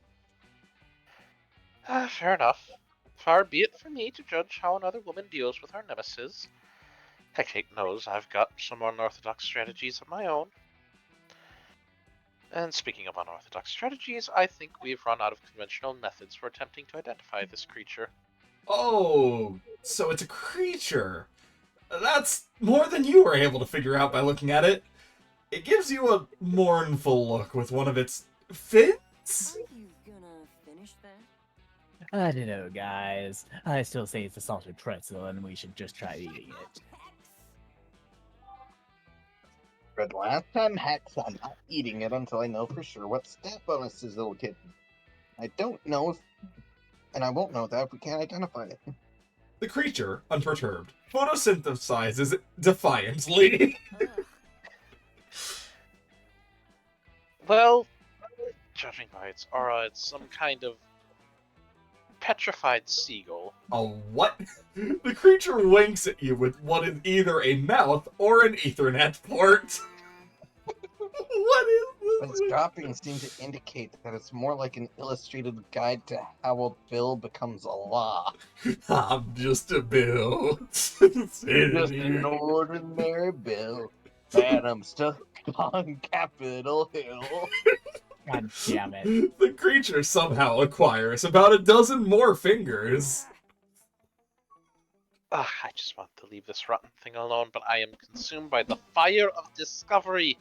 I must know. How do you say, Joy? It's the point in the adventure where we ask for aid from an unlikely ally. I guess it is. So what do you think, Oz? How can we figure out what this creature is? And don't say, try having sex with it. I know where your mind is at. That's gonna be one of the answers, isn't it? You sheepishly crumple the big neon sign you made that reads, "Try having sex with it." It's time for Plan B. When in doubt, it's a bear, or look up its call using suggestion. When in doubt, it's a bear. I don't know actually which either of these is. We're gonna learn tonight. But not really, because we can't see what the actual results are. Oh no. Which of these is which? I feel like the bottom is bear. Yes, you are correct. The bottom is bear, my shaft. Good job. I'm trying to clap, but my audio is cutting it out, and I can't use the sound effects. And there was much rejoicing. My immediate thought was that the top is probably smart. So yeah, we're gonna try. You bust out your phone and Shazam the creature's distinctive call. After a little bit of processing, a single word appears on your screen. What? Anaconda! It's an anaconda! That was easy. Nuh-uh. Don't you hear that retro bass line and those rapid-fire filthy lyrics? That's Anaconda by Nicki Minaj. So obviously, as I was saying the whole time, this creature is just Nicki Minaj in an especially dope costume. Okay, first of all, you thought it was a salted pretzel. Second of all, this thing is neither the right shape nor size to be Nicki Minaj. But if it really is playing Anaconda, there's something else it might be. Hold on, let me consult the Eldritch Internet real quick. Joy's eyes roll in the back of her head as she communes with the all-knowing spirits which haunt the mortal plane. And also Google. Yep, just as I suspected. Hideous Abomination is the product of a marketing scheme to sell singles of Nicki Minaj's Anaconda in the forest. Through genetic engineering, music marketing professionals sought to create a singing anaconda by combining DNA from an actual anaconda, Nicki Minaj's ass, and a falcon. Oh. Music marketing professionals aren't really very good at genetic engineering, though, so the result is the puddle of misused genes we now see before us. So, we shouldn't eat it? Not unless you want Aravi to be forced to twerk ceaselessly until she dies. No way. Then whose neck am I gonna haunt? Your motives are truly noble. Not your motives, though. You just want to blank your campmates. And at least right now, you seem to be on your way to achieving that goal. You gain 2 fun and 1 charm. Yeah. Every time. I would like to head boldness after this, so... Almost no. I'm not stealing it now.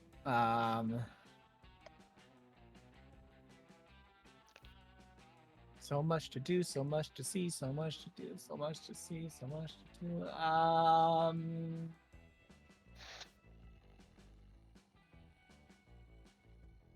Charm, let's go. Charm. Yes. Yes. Every time. So bad. What do you mean? It's the best. Hate. No, never. Obsession with it concerns me. I'm sorry, I'm with Curve on this. It's excellent. Later, you You stop just by... say that because you two share the same frickin' brain cell. You're not wrong. Later, you stop by the Dome to look for a can of Pringles you left there, but you accidentally get drafted into the Dome Battle Royale that happens every Tuesday. The rules are simple. Join a team of 3, lock the door to the Dome, fight to the death. 400 warriors have entered the camp dome today. Only 3 will leave alive. Hopefully you will be one of those 3, and hopefully you will find your Pringles. Yes, murder, baby. Eat my Please don't. Luckily for you, you managed to get Damien and Aravi as your teammates. They're killing it. Literally. These 2 really seem to thrive in extreme violence. I love these 2. And stay down. Fuck yes. I haven't killed 2 guys with the same crossbow bolt in a while. The trick is to line it up just right and aim for the eye socket. Up there. Kinda unimaginative if you ask me. Just killed an entire team by eating them alive. Just me, a fork, and my fucking Are fist. you gonna finish that?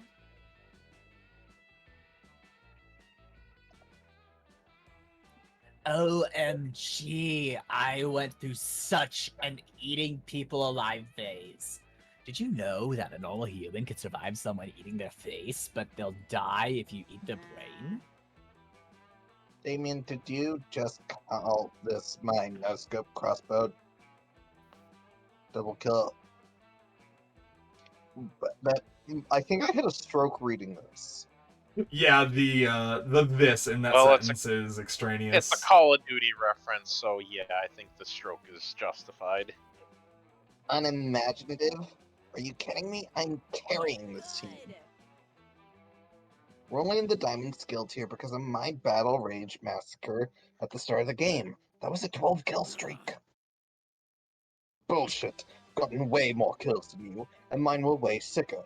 I lit my chainsaw on fire, Abby. You should be taking note. Rose, calm down. Just look at it this way. You're both way better murder hobos than noodles. I accidentally put hobos in. No, and that's I'm not taking it back. perfect. They haven't even gotten 1 kill this whole game. Lol. It's true. You haven't killed any enemies yet. You thought you killed 1 person, but then you realized that you just lulled them to sleep with your gentle, non-lethal punches. You can't look like a pacifist in front of these 2 adorable psychopaths. Impress your friends with your raddest technique for indiscriminate murder. Tobacco use is one of the leading causes of death in our modern society, so beat the shit out of your enemies with cigarettes! Or, in the words of Theodore Roosevelt, speak softly and tie an angry badger and 5 loaded guns to the end of the big stick. Obviously, the last one. The Well, second that last one, one's just Tears of the Kingdom. Second one. yeah. We're going Tears of the Kingdom here. Yeah, that's fair. You quickly scavenge the dome and find all the raw materials you need.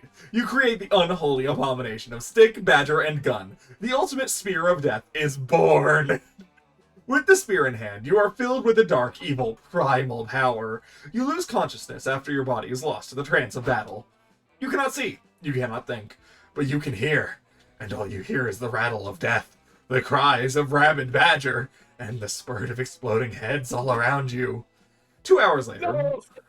Morty the Minotaur is smoking a cigarette right outside the dome. The smell of blood and death mingle with his cigarette fumes. Hail, Oh, boy. well met, BFF. Are we still on to Crash Camp Spooky's Battle Royale?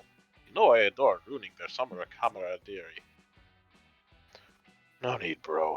No need. Noodles, you know, the annoying one that's always picking between binary options and whatever. They already ruined it for us.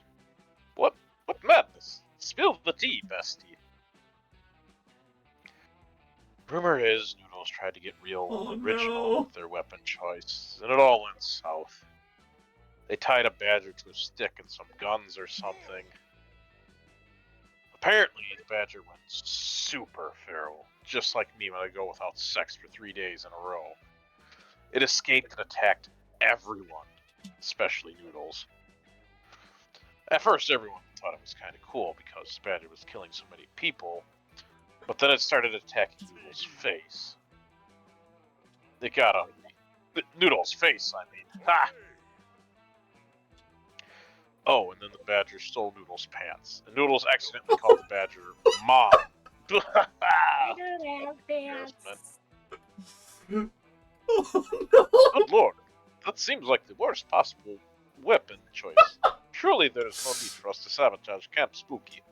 Noodles already took care of that. This is just the Gremlin Link cock and balls stuff.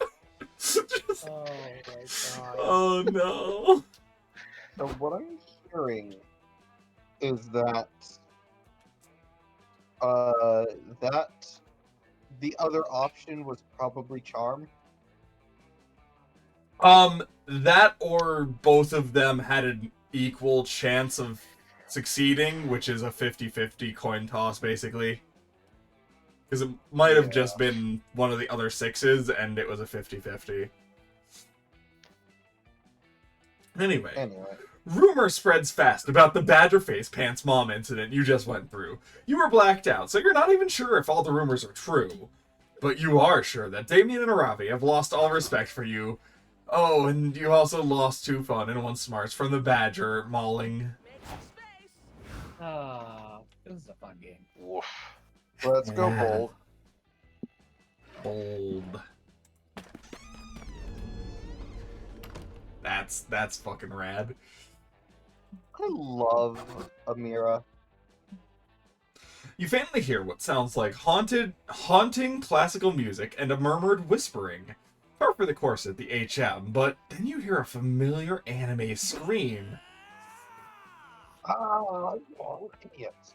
You can't open a concert with a Forgotten Tomb song. They're not cool at all, that's why they've been forgotten. Looks like your friends are in a room surrounded by Victorian ghosts having a party, and your friends look pretty freaked. Are they scared of ghosts? What? No, not at all. We have literal classmates who are ghosts, Swelterette. Welcome to the witching hour. You may remember that Damien, Dolly, and I are all in a screamo. Oh, uh-oh. Hello? Min? Uh-oh. Oh no. Man, Discord is just eating people today, huh? Oh, mine was all on Breakfast. the internet. Dolly and I are in a screamo band called Ventagram. It's pretty fun. Shrieking semi-coherently into a microphone is actually a good way for me to relieve stress. The problem is, these Victorian ghosts hired us for their annual temporary return from purgatory party here in the Haunted Manor, and we can't decide what to open with. Going to make or break the entire concert. The opening number is pretty much the only song anyone will be sober enough to listen to. You can't help but inquire about the logic of spirits from the 1800s hiring a screamo band for their concert. Well, I don't think that they always liked screamo, but being condemned to an eternity of purgatorial torture tends to affect your aesthetic tastes. Yeah, have some fucking compassion, noob. Anyway, back to business. Screaming Turtwig. Back to business. I agree with Damien. No Forgotten Tomb cover. The best screamo cover is obviously Dangerous Woman by Ariana Grande. Talia, just because you scream the lyrics to Ariana Grande songs doesn't make them screamo.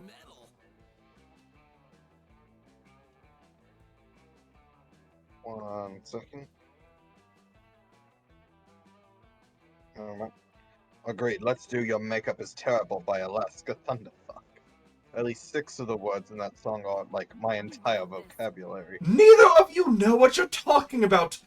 I'm the lead singer, damn it! I get to decide what songs we do! Oh, fuck this conversation. I'm setting the amp on fire. Damien, no, it's a rental! You better solve this argument before the ghosts get sick of your shit and start doing Victorian ghost things like throwing vases and huffing opium. What song should your friends open the concert with? The best song to open anything with is an anime opening, and the best anime opening is without a doubt A Cruel Angel's Thesis from Evangelion. Or Victorian ghosts are called that because they love Victoria Adams, aka Posh Spice. You should do a screamo cover of Wannabe. I've not listened to Cruel Angel's Thesis, so I have no horse for that one. But that said, the best song to open is always absolutely an anime song. Is that what you're going with? That's what I'm going. Oh, admirable. Yes! That's an awesome idea! Nothing gets me hyped to crush my enemies like an anime opening, especially the opening of Evangelion. Never thought I'd say this, but I'm with Dolly on this one. Evangelion fucks hard. But guys, A Cruel Angel's Thesis isn't a Screamo song. Cheers! There are giants fighting robots in Evangelion, Joy. Giants fighting robots! Well, actually, I'm more into this whole sad yet insightful trip into existential dread and the crushing pressure of blind earth from the high expectations of a paternal figure. But also, yeah, giant fighting robots. But I love Dave. Joy, stop. I don't think you heard us properly. Giant Fighting robots. My goddess. oh my god, it's fine. I'll sing the damn song if it'll get you two to shut the fuck up. You're lucky I'm half Japanese and can actually sing the lyrics. Oh, hey, good to know ethnicity. Yeah. Your friends perform a Screamo cover of A Cruel Angel's Thesis. It's actually quite good. You wonder if Victorian Ghosts will appreciate the anime opening theme, but once the song ends, they're crying tears of joy? Oh my god. That was beautiful, one of the ghosts cries. You see, we're trapped forever in purgatory as punishment for the horrible, treacherous acts we committed while we were alive. And we reappear in the haunted manor once a year for this party, but for the rest of the year we're stuck in eternal torture, watching and rewatching Evangelion without ever truly understanding its meaning. It's a horrific curse. Oh, well, then sorry we, reminded you of your never-ending torment? No! While Evangelion itself may be an unending nightmare, its opening theme is still pretty catchy. Every cloud has a silver lining. Somehow, it looks like your friends reminded the Victorian Ghost of the best part of their eternal torture, which puts them in a super good mood for the rest of the concert. You get blasted on Ghost Opium watching the performance, and your friends fucking kill it. What a night! You gain 2 boldness and 1 fun. New day. I'm gonna need to head off for the night, probably. Okay. This is very inconvenient. I am sorry. Where is Minship? Where is Minshift indeed?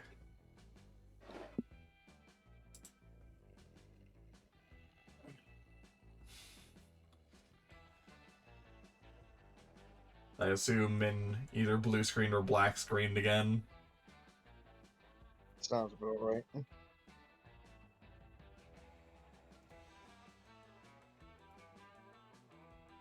I mean, I assume Minechef's just gonna go for fun.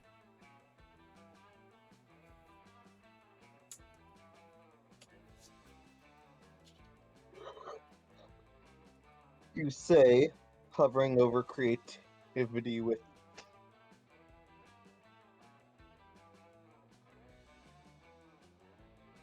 Yeah, I'm sorry, I just... Yeah. Things I do need to do tomorrow. Fair enough. You have a good night. Y'all as well. Not you. You're awake still. Why am I saying goodnight to you? Are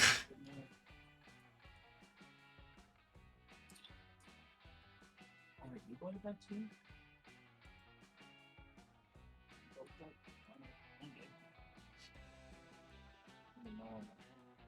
Well, good night to you then. Alright, what the hell are we gonna do? That is an excellent question.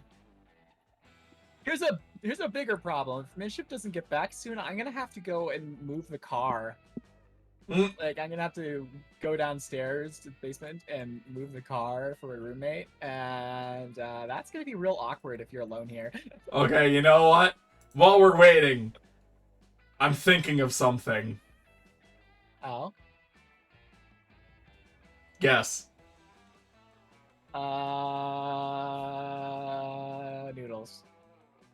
No. I don't know what you're thinking of. What the heck are you? 20 questions, you gotta go. think- It's bigger than a bread box. No. Is it noodle? No.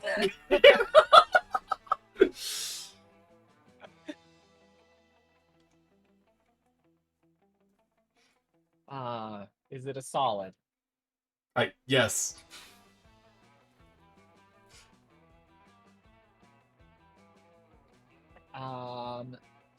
Do you use it for entertainment?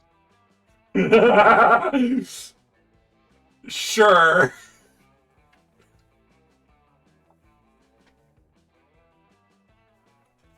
I don't like how you said sure there. We're just waiting. We're killing time, waiting for people to either answer my question in Discord or get back in the call. Oh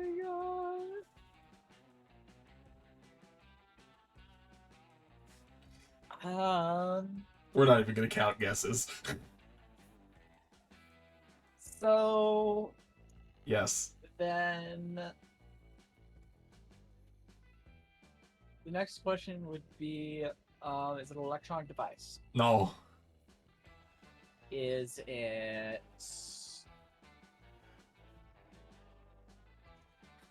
Again, we're not counting, so feel free to rapid fire. is it a board game? No. Is it something more on the lewd side? No. Well, no. Look, everything can be on the lewd side at a certain point. Hey, cool, Mineshaft's back. You want to know what it is? It's a brain. The thing we all lack. Welcome back, Mineshaft. Save us from our torment. What did I miss? We played a brief stint of 20 questions while we were waiting for you. Because Pokemon is gone, and I mean, that's not it's the just reason. two The of reason us. is because it's your turn. Yeah, it's the two of us, and it was your turn. I so- assume fun, yes? Just to lock it in. I probably have enough to lock it in, to be absolutely honest. I mean, do you want something else at this point, though?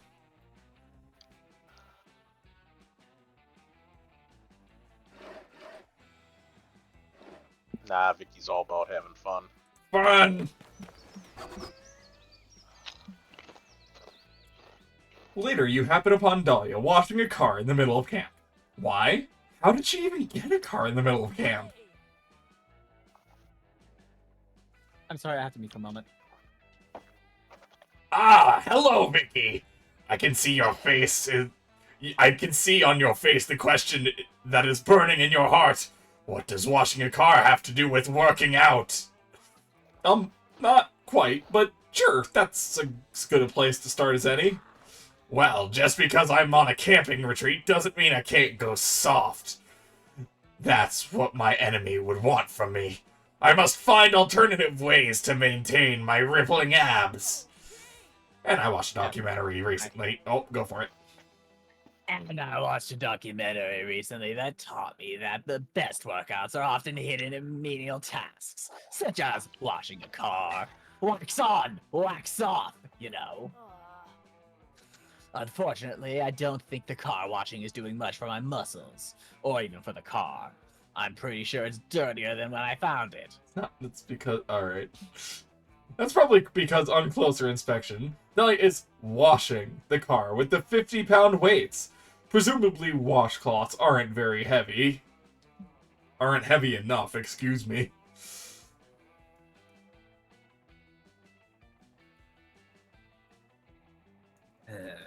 Perhaps this isn't the proper workout for me. Everyone knows the best workout adapts to each individual body and what best exercises their muscles. I probably just need to find a different menial task that will give me a full body workout. Vicky, you seem like an expert in menial tasks. What sort of route? What sort of route? Nope. Rote. What sort of road activity could I do to reach maximum power? Achieve the perfect balance of a checkbook, or the more menial task apparently is, the more it will work you out. So you must subject yourself to the most menial of all tasks, consciously blinking.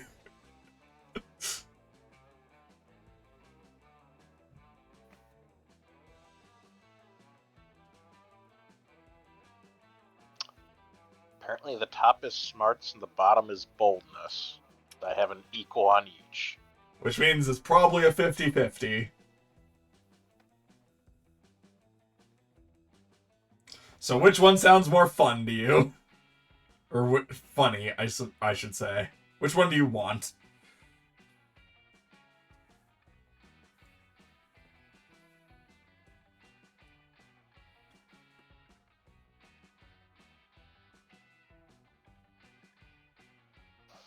No. Oh. Oh? Game, don't do that. The, like, music paused for a second, so I thought I was about to crash. Oh no. Balance a checkbook or conscious blinking?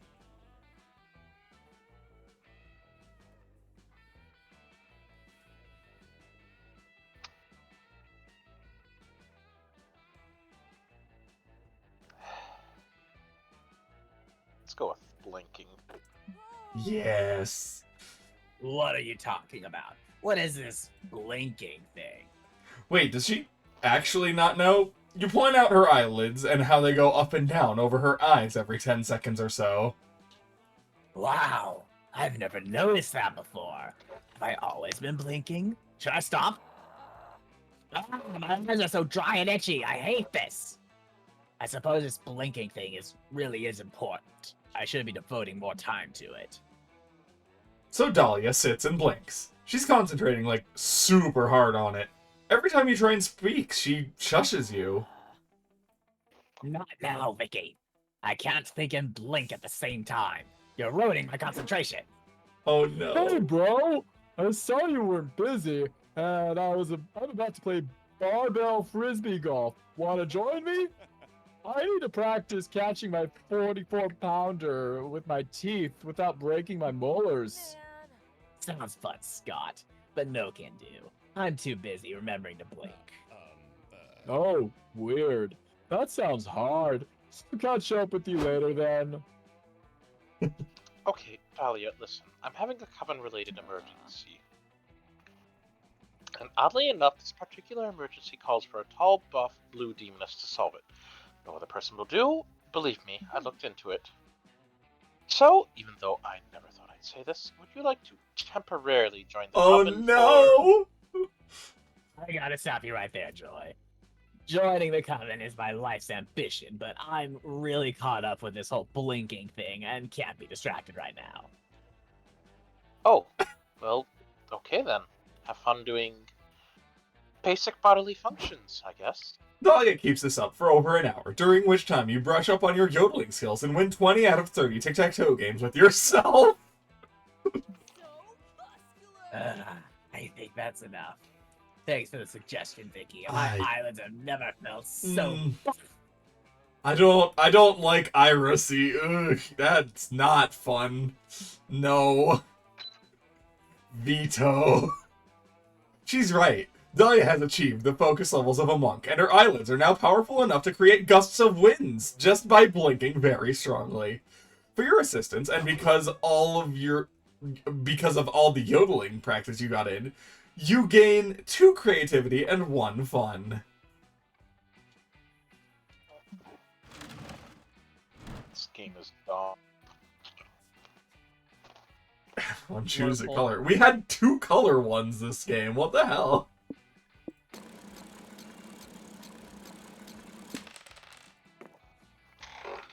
Alright, let's wrap this up with a bang, shall we? Someone say boom. Did somebody say Boom time? boom? Boom time? What do I Boom even time. What do I even need? boldness and charm.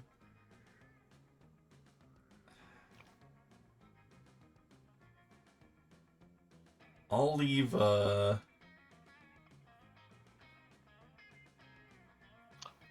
I think Pokemon's good on both Yeah. at this point. And nobody else really needs charm either, huh? Cause... yeah, I'll go charm. It's the Zacharias one, I forgot about that! That day at the Camp Dome, you're doing some classic Battle Royale. Lots of fun and murder. You cornered another player. Why am I reading this? You're about to fight a bee that insulted your honor. You ready your first strike when Joy grabs you and pulls you aside. Got a minute? I want to show you something. Also, I'm pretty sure you'll die if you fight that beehive. You hesitate for a moment, but your feelings for Joy overtake your hatred for the bee that implied you were too dumb to even sting. I just wanted to show you this little clearing I found. Turns out it's the perfect place to watch the sunset. The view is flawless, and more importantly, no one else knows about this spot. Swear to me that you won't tell anyone about it. It's not that I don't love our other friends, but sometimes I just need a quiet place. I can think and read, and not have shenanigans or whimsical tomfoolery. You sit down with Joy to watch the sunset together. You blush, thinking about how she shared the secret with you. Joy leans on your shoulder. You double blush. Listen, Oz, there's something I want you to know. I think I have feelings for you. The sun is setting. Joy is blushing. You ate enough fiber for breakfast. The mood is right. You lean in for a kiss. When Joy stops you. Oh, there's Stallion. I'm tempted, but just because we like each other doesn't mean we should be a thing. There are more important things than our feelings. Like how our love story will affect the common story arc for the season. As protagonist, I have certain responsibilities. I know you know this, but critics can interpret this kind of love arc as filler. Even the most moving love stories can be written off as excuses to attract a bigger audience. And don't get me wrong, I'm not trying to please the critics. It's our adventure, but I can't help but think about it a little. Let's say we end up having a love arc together. What would make it interesting? What's the hook? Huh. You've been so busy chasing after love interests all summer that you never reflected on how good of a love interest you'd be yourself. Any ideas, Oz?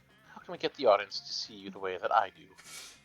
Summon a version of yourself from another timeline to make the horniest, most confusing love triangle ever. Or, go for the classic drama of love versus family. Convince this season's big bad to adopt you as their child. Alright, the second one sounds like fun, the first one sounds like creativity? Either that or it's charm. I can't tell. The first one? I don't know. I feel like the first one's Bold creativity whisper. or fun. I think the second one is charm. I'm fairly certain. Love versus family, convincing a season's big bad. That has to be charm, right? That has to be charm. Look, you want to be the adopted child of this season's main villain? Oz, that's dramatic gold. Our big bad this season is known only as the Duke of Pestilence, and apparently he's planning his ascendance into evil godhood. Oops, spoilers, by the way. If you can legally become his adopted child, then I can guarantee you the spot as this season's romantic interest for a big, juicy love arc. Yes! There's no time to lose. You race off to the Dark Castle, where the Duke of Pestilence bides his time, waiting to begin his evil plan. You burst into the Duke's inner chamber. Sigh. Hey, what the hell? I heard him knocking. God damn it, I was just about to start masturbating. I had my lotions out and everything.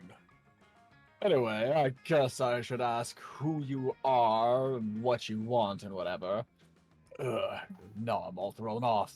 You tell the Duke that you want him to adopt you. Shockingly, he seems interested. Also seems odd and old and gross and cartoonishly evil, but hey, no father's perfect. So, you want me to be your father? I've always wanted an heir. Just imagine, you could be kidnapped as leverage, and I could coldly refuse to pay your ransom.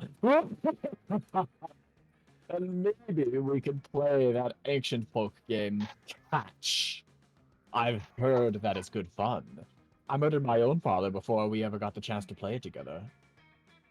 This is an excellent idea, you fool. Or should I say, my child. I'll get the adoption paperwork started. I like to write my legal contracts on parchment made from panda flesh. Yes, you're so close. Just one signature from the Duke and you'll be Joy's romantic lead for the whole season. You can practically taste that sweet, sweet love arc. Uh-oh. Wait a moment, my tiresome heir. Do you actually want me to be a loving father figure and role model for you? Or do you just want to score a date with Joy, leader of the Coven and my loathsome enemy? I know it seems kind of crazy to ask, but the last 2 people who asked me to adopt them were just scamming me to get a juicy arc with the Coven. I was heartbroken. You assure him that you're only here for that good, good fatherhood. Ah, excellent. Then I shall be your legal father before the sun sets on the fortnight. Let us celebrate with a chalice of orphan's blood. Yes! You'll soon have a date with Joy, and you can't wait to see the fan art of this season. You feel a little bit bad about lying to the Duke of Pestilence. But then again, he's trying to sacrifice 18 innocent teens so he can gain the power of an Eldritch God. Fuck him! Your flawless scheming earns you 3 smarts! Alright, fun, probably, I guess. Does anyone else? No, we'll leave that for Sai, I guess. Bye. More boldness! It's taken a lot of time and effort to convince Damien that you're a real piece of shit, but all your hard work is finally paid off. You've been spending more and more time together as of late, and today you've had the marvelous time building a model train station out of fire and crimes. What? Oh right. Who wants Damien? Alright. One last tiny felt tree at the picket fence, and petty larceny by the crossing sign, and it should be just perfect. There. Good stuff, good stuff. You're a pretty rad person, Swelterette. You know what we should do? Leave behind these tiny felled trees, find a reed tree, and stab it repeatedly. And Evermean, specifically. But hear me out. Here's how we're gonna level Arboreal Assault up in a way no one has ever heard of or participated in before. We stab it over and over until both our names are carved into it. Aw, what a romantic activity Damien accidentally thinks he invented. Unless he already knows it's a romantic thing and is pretending not to. Either way, you realize you need to make an even stronger statement than just the weak-ass tired and true names on a tree stick. Especially since your name happens to be too short and or long and or vulgar and or boring and or common and or unique. The fuck do I know about what name you chose to carve into a tree? That's very funny. For starters, you find the most romantic tree in the forest, a Brazilian rubber tree with an enticing crease. That's not enough. Forget Damien X Swelterette, you've got an even better idea for what to carve. Hottest camper X horniest camper, or fuck you tree. Fuck you's tree is boldness, right? This is charm and boldness, Very right? bold. Yeah. Fucking metal. Yeah! Stupid tree. Get wrecked. Just standing there, being a defenseless tree. So stupid. Why don't you stab someone, tree? Alright, you can't, because you're a stupid no-hands tree. A tree who got stabbed by Sweltren. Oh man, what a good one. Did I ever tell you that I fucking hate trees? Because I do. Wanna know why? Do you even know who trees are in league with? Guess what, shitnips? It's the motherfucking sun.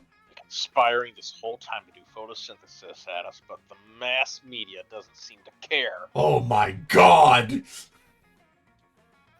I fucking hate the sun. I've always hated it. I can't just carve the words, fuck you, sun, into the sun whenever I want to. It's It's one of my greatest what regrets. we can do, though, is carve fuck you tree into every tree in the shitty sun-sympathizing forest. Ugh, trees are the fucking worst, you know. Like, they say trees can help with wilderness survival.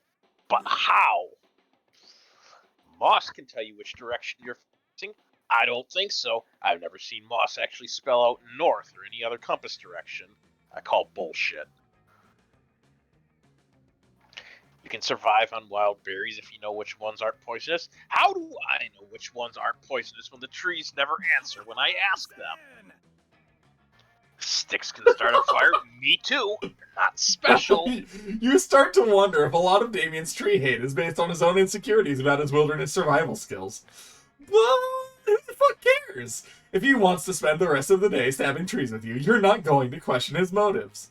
The two of you have a beautiful and violent time, leaving your mark all throughout the forest. It's incredibly disruptive to the local flora and fauna, but only because they don't understand the special bond you and Damien share. You gain 2 charm and 1 fun. Alright, Sai is saying whichever she's lowest in, which would be fun. I assumed Says as much, pick yes. the silliest answer. Pick the silliest answer. Alright. Her words. Fucking At fish. the very least, we get to see her get assaulted by seagulls. Later, you're minding your own business, sunbathing, when you hear nearby laughter. You look over to see Polly and Scott talking at the edge of the lake. Well, Mama said never to eavesdrop, but Mama nonetheless raised a horny, nosy SOB, so you decide to listen in. Oh man, Scotty, you should have seen her face. This is hands down my favorite Slayer prank yet. I don't really get it, though. You told her there's a friendly lady at the bottom of the lake? Fucking Patrick Scott is so good! Yeah, and that she'd give a worthy warrior or whatever a legendary weapon to aid them in their adventures. Now she's gonna wander over here and try to swim for it, and she won't find anything. Classic. Ooh, do you think she'll drown trying?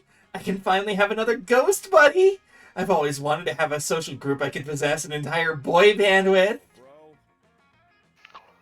But isn't lying to her Ravi about something she's really passionate about kinda mean?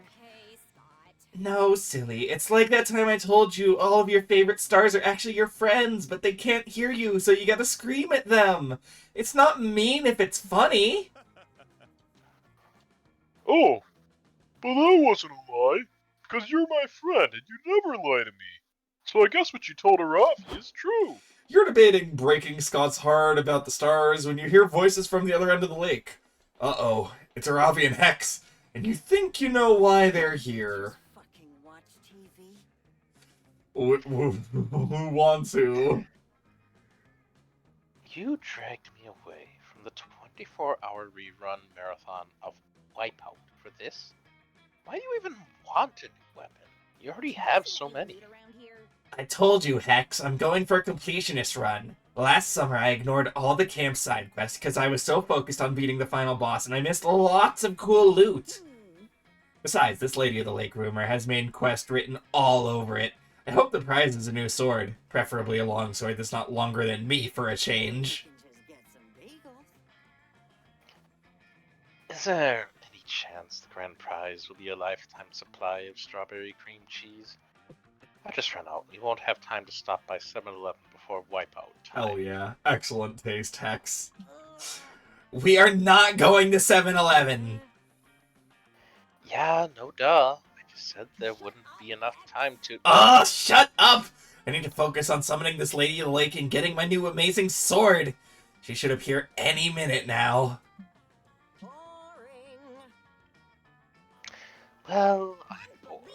Wipe out time? I said no, damn it! God, you're the most annoying curse I've ever had! Ugh, you know it's all fake, but you hate seeing Aravi's bubble get burst. She looks so cute and excited to stab people. You need to defuse this prank. So you jump into the lake to give Aravi her treasure. It's not like you have an extra badass sword lying around. You grew out of your katana phase like forever ago.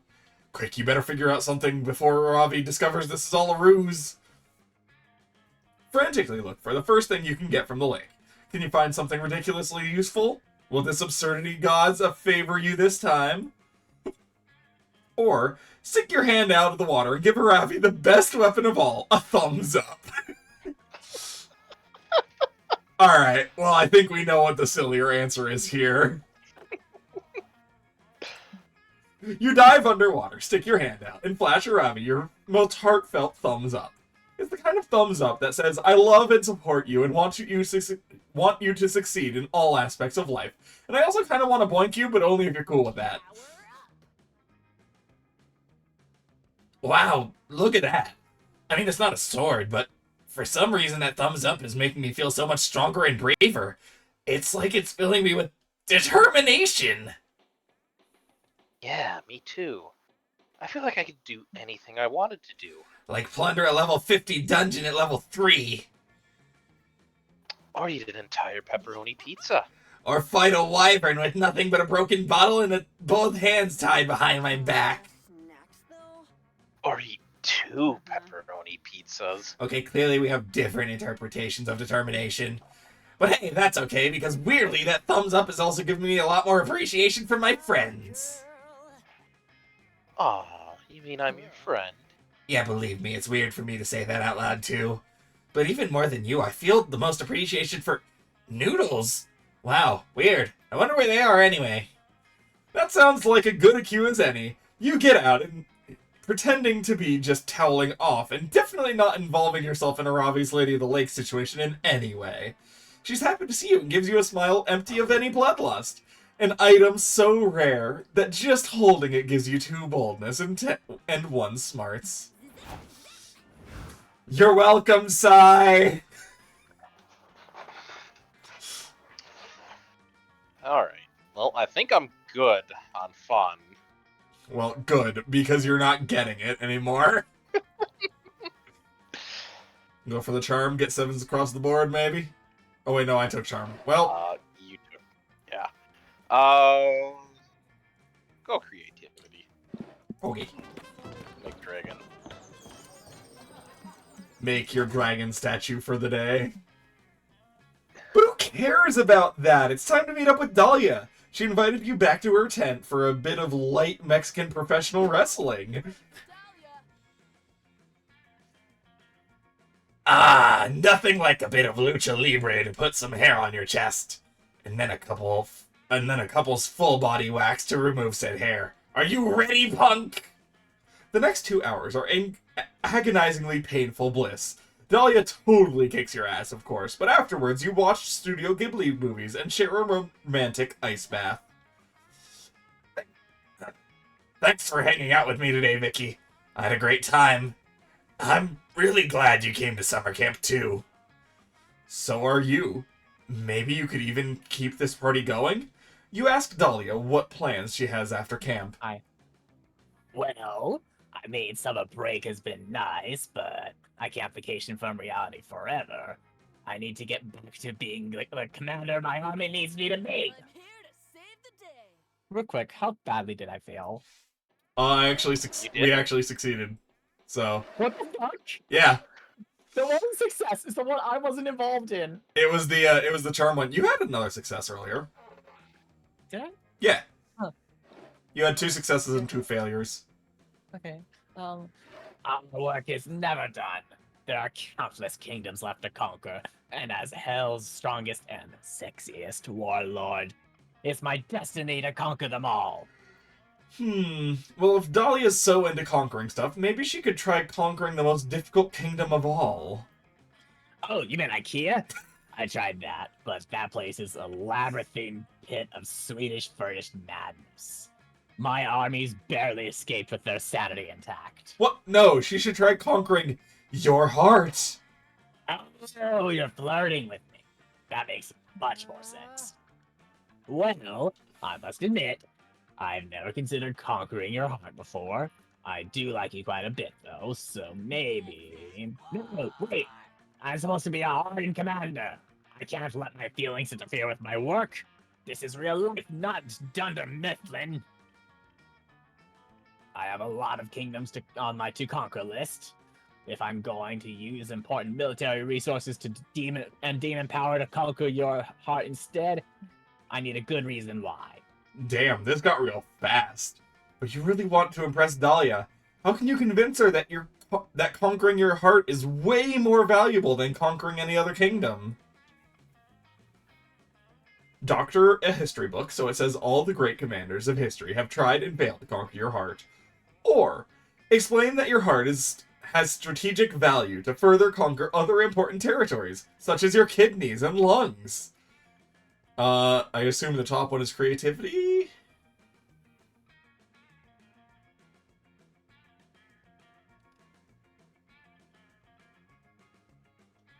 Top one creativity, bottom one smarts?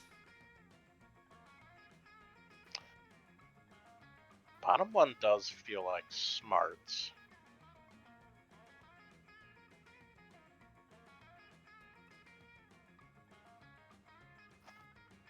No matter what it is, it will kill my lungs.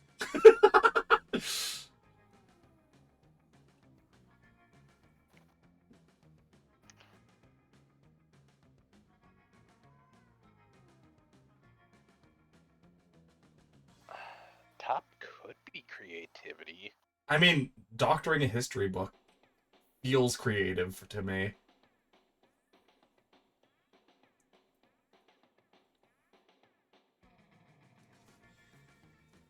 Because that seems kind of crafty. Neither of these seem like fun.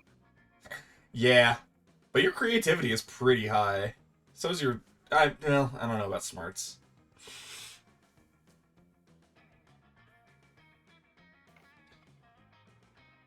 Oh. Okay, yeah, it seems like top is creativity and bottom is smarts. Yeah. So we were... Right on the money with that one. Alright. Top one. Creativity. Yep. Top. You hop out of the bath for a second, attack your old work history textbook with a Sharpie marker. You hand it back over to Dahlia. Oh, you want to read now? I mean, I don't really know what history knowledge has to do with being an intelligent military leader, but I'll give it a shot. Chapter 69. Nice. The Vicky Wars. Many textbooks have been censored to remove this dark, bloody, sexy war period because the historians couldn't handle the horny. But here, we've detailed them below. There was the War of the Roses everyone gave to Vicky, the French-kissing Vicky Revolution. Even WW2 is short for Will We, Won't We Have Sex with Vicky. Wow, fascinating. Everyone wanted to conquer Vicky's heart, and also the rest of us sexy bits. Every power-hungry warlord tried to plant their flagpole in that thick, juicy landmass. All of that tension finally burst in that famous Battle of the Bulge, and everybody's metaphorical pants thinking about how hot Vicky is. Thousands of volunteer soldiers died for that ass. Everyone was exhausted. They all returned to their barracks for some rest, but gasp. There was only one army caught. They would all have to share. So Louis XVI, Napoleon Bonaparte, Queen Victoria, Marie Antoinette, and also Audrey Hepburn, cause canon. I don't know how to say that face. All got into the cot with Vicky. and they learned they didn't need to fight to conquer Vicky's heart, because there was room for everybody in that sexy kingdom. So they all had a huge orgy. It was super sexy. Then Vicky killed them all because she was saving her heart to be conquered by Dahlia Aquino, the greatest conqueror ever. Oh, admirable. Wow, that was a riveting tale. I love the Dahlia Aquino bit, but I didn't realize I had such a huge destiny. I should read more often. Maybe I'll conquer your heart after all, Vicky. I wouldn't want to let fate or Audrey Hepburn down. Score! History truly is written by the victors. You gain 2 charm and 1 smarts. The last day of summer is here. Alright, well, let's see. Boldness is gonna be the sketchy part, but hopefully we're good.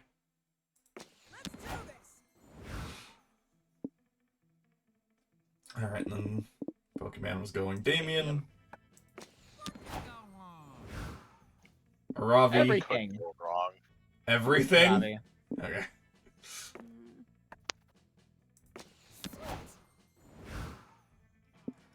And Dahlia. Yes. Yeah. Yeah. Yes. You finally gather the courage and ask your beloved to watch the meteor shower with you. Wait, you want to be my summer fling? What twist? Gotta pass. Already been cursed by Hex. No need to add curse of the dating someone who kinda sucks. You're the real I'm here, cursed enough as it is. loser. Bye. I love that. I love that. It's being held by fucking Basil is their name. That's very funny. I love that pose. Alright, we're good. You finally gather the courage and ask your beloved to watch the meteor shower with you. Wanna be my summer fling, Listen huh? up, noobs. You know, I used to think you were just some nature noob. I figured there was no way you'd ever rise to the challenge of fighting a wilderness badass like me. And I was right. Well, you're still pretty damn good. And I like your attitude. So yeah, let's be summer wilderness badasses together.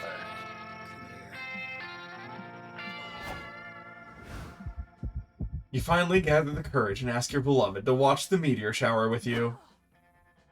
A summer fling between you and me? Ah, yes. A summer fling is an essential part of having the best summer ever. Look, I even have my list on my list. Almost forgot. Good catch, Vicky. I'm glad I have you around. Let's check summer fling off my list together. The last day of summer camp was incredible. Dahlia talked you into rock climbing without a harness up the cliffs she found in the woods. It was terrifying! But with Dahlia's encouragement, you reached the top by sunset. It was one hell of a view. Dahlia seemed more interested in talking about the advantages of having the high ground during a battle than admiring the romantic scenery. But hey, that's Dahlia for you. You wouldn't have her any other way.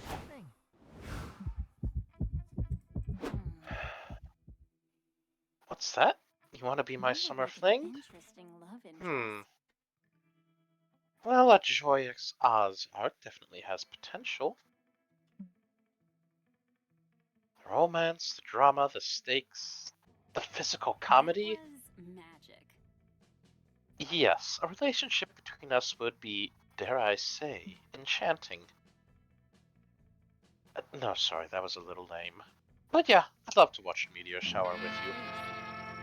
The last day of camp was dreamy.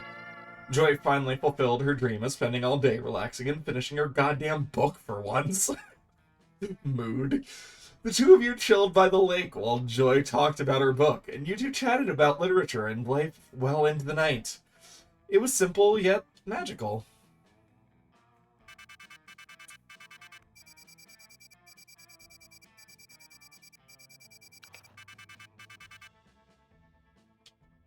Excellent. I can't hear that sound without thinking of the Wii Shop. Dun, dun,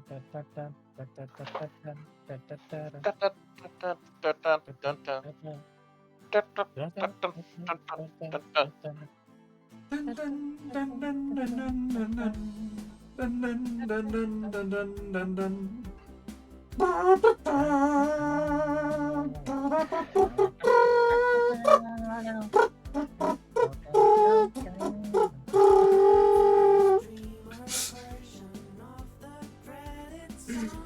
yeah, give him the marshmallow. Thanks for playing Monster Camp. What did you like the most about it? Will you review it? I am the bringer of a message just for you, all live streamers of the world. God, this is so good. I was commissioned to write a song about your issues, so you can use it with no conditions. It's a pinky promise. It won't strike you down, down, down. We won't bother you down the line. You will monetize. Streaming Monster Camp. You won't get a strike. Playing Monster Camp. You'll be just fine. Streaming Monster Camp. You will monetize. Playing Monster Camp. You'll be just fine. I love these animations so Badger much. Spear. Yep. Oh, that was the Badger Spear!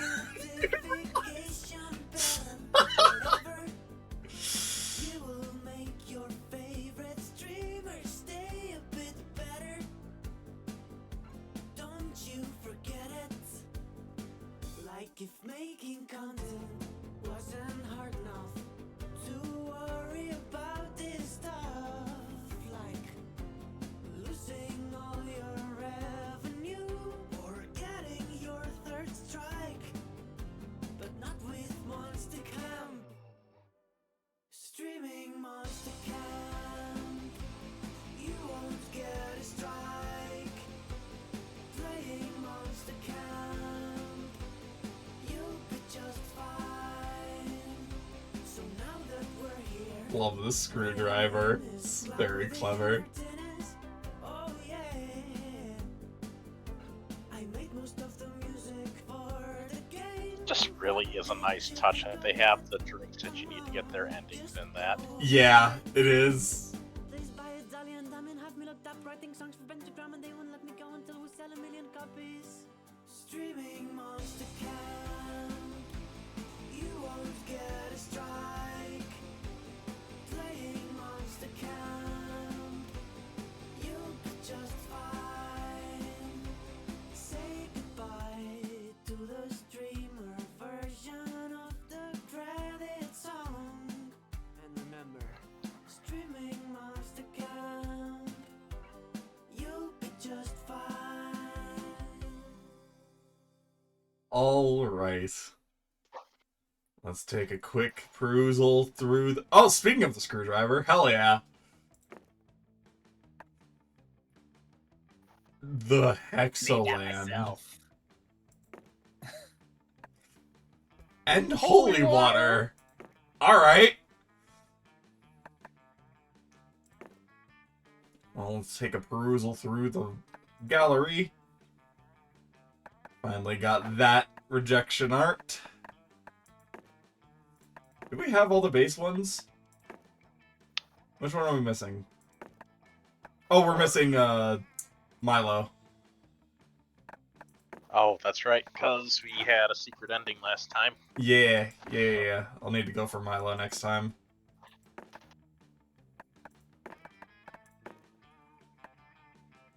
We got another variation there, I assume. This. This is so good.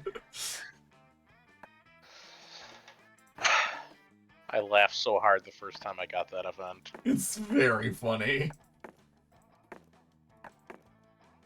I swear I saw another lookalike contest in one of these games.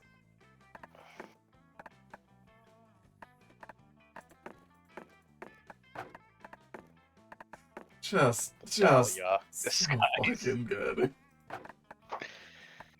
The fact that he's the one that won the contest. Yep. Hey, hello? It said new. Oh, is it the sangria? It's probably the sangria. Yeah. Mediterranean cocktail with a lot of charm, yeah. Because we didn't technically have that one drink yet. Too many crosswords! I didn't even realize that was the name of it. I love that it's so thick that they put a crossword on the spine. It's I'd very like if funny. it was just called 50 pounds of crosswords. Too many. It's too many. Actually, I kind of like crosswords. There's the shroom. Spooky stories. That creativity? Yeah, creativity. And then special stuff. The best costume ever. Hot Girl I Summer. think the other one. Fine Bath. Wanderer's Tale. It's the Flodge one, I assume. Yeah. Yep. Rawr, rawr, rawr. I'm Dahlia. This is Dahlia. Rawr, rawr.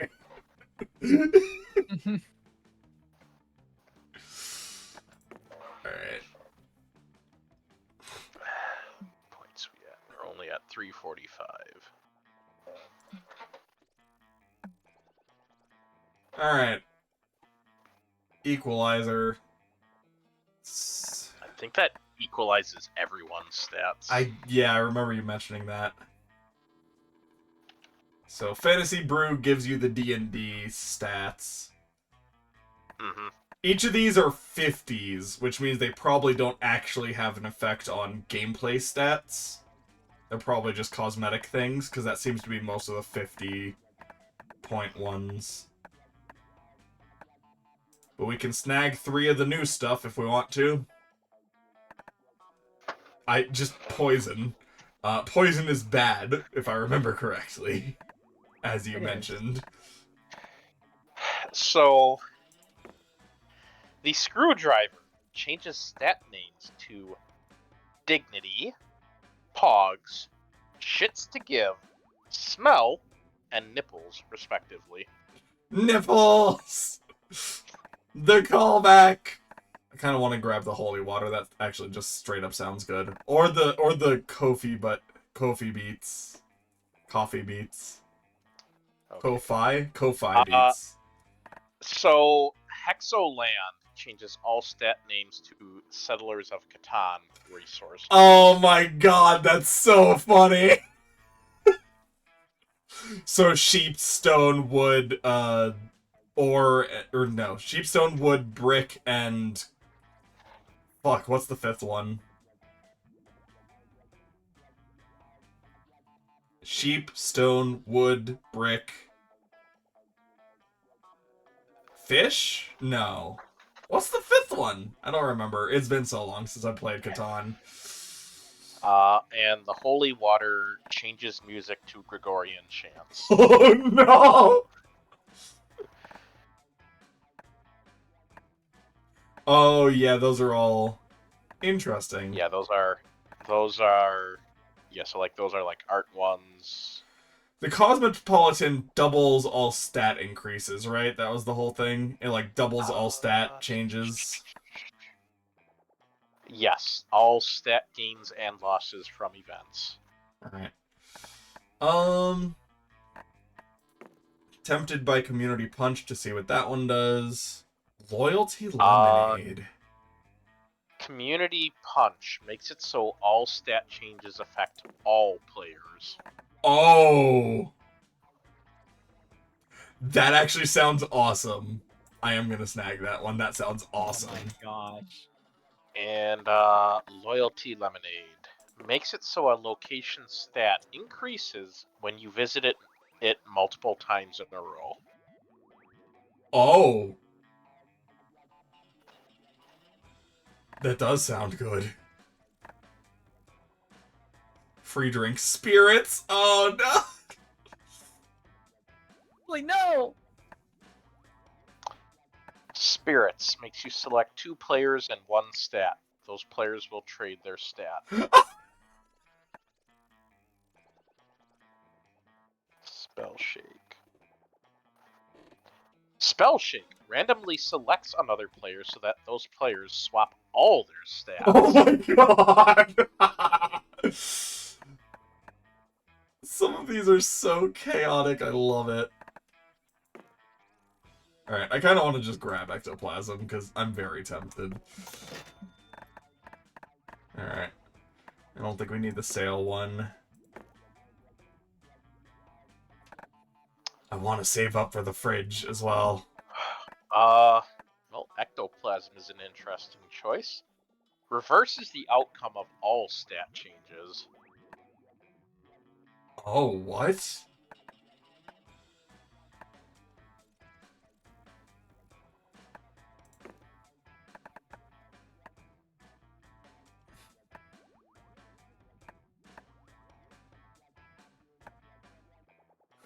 Sake Bomb. Royale. Pina Scalada's actually not bad. Alright, we'll snag it. Makes the player choose 2 of their own stats and swaps their values. Oh! That is actually pretty nice. Alright. Catan. Protein Shake randomly swaps all the players' stats. Oh my god! Oh, that's... I love those. Those are very funny. Alright. I did also want to check... Is it an info manual now? Stat check? No.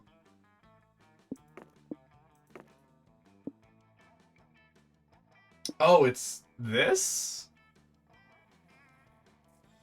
Stats criteria.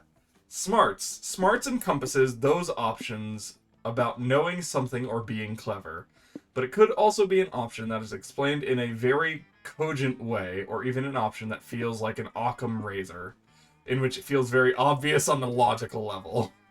It can also be all options tied to using magic. I didn't know about the magic thing, that's good to know.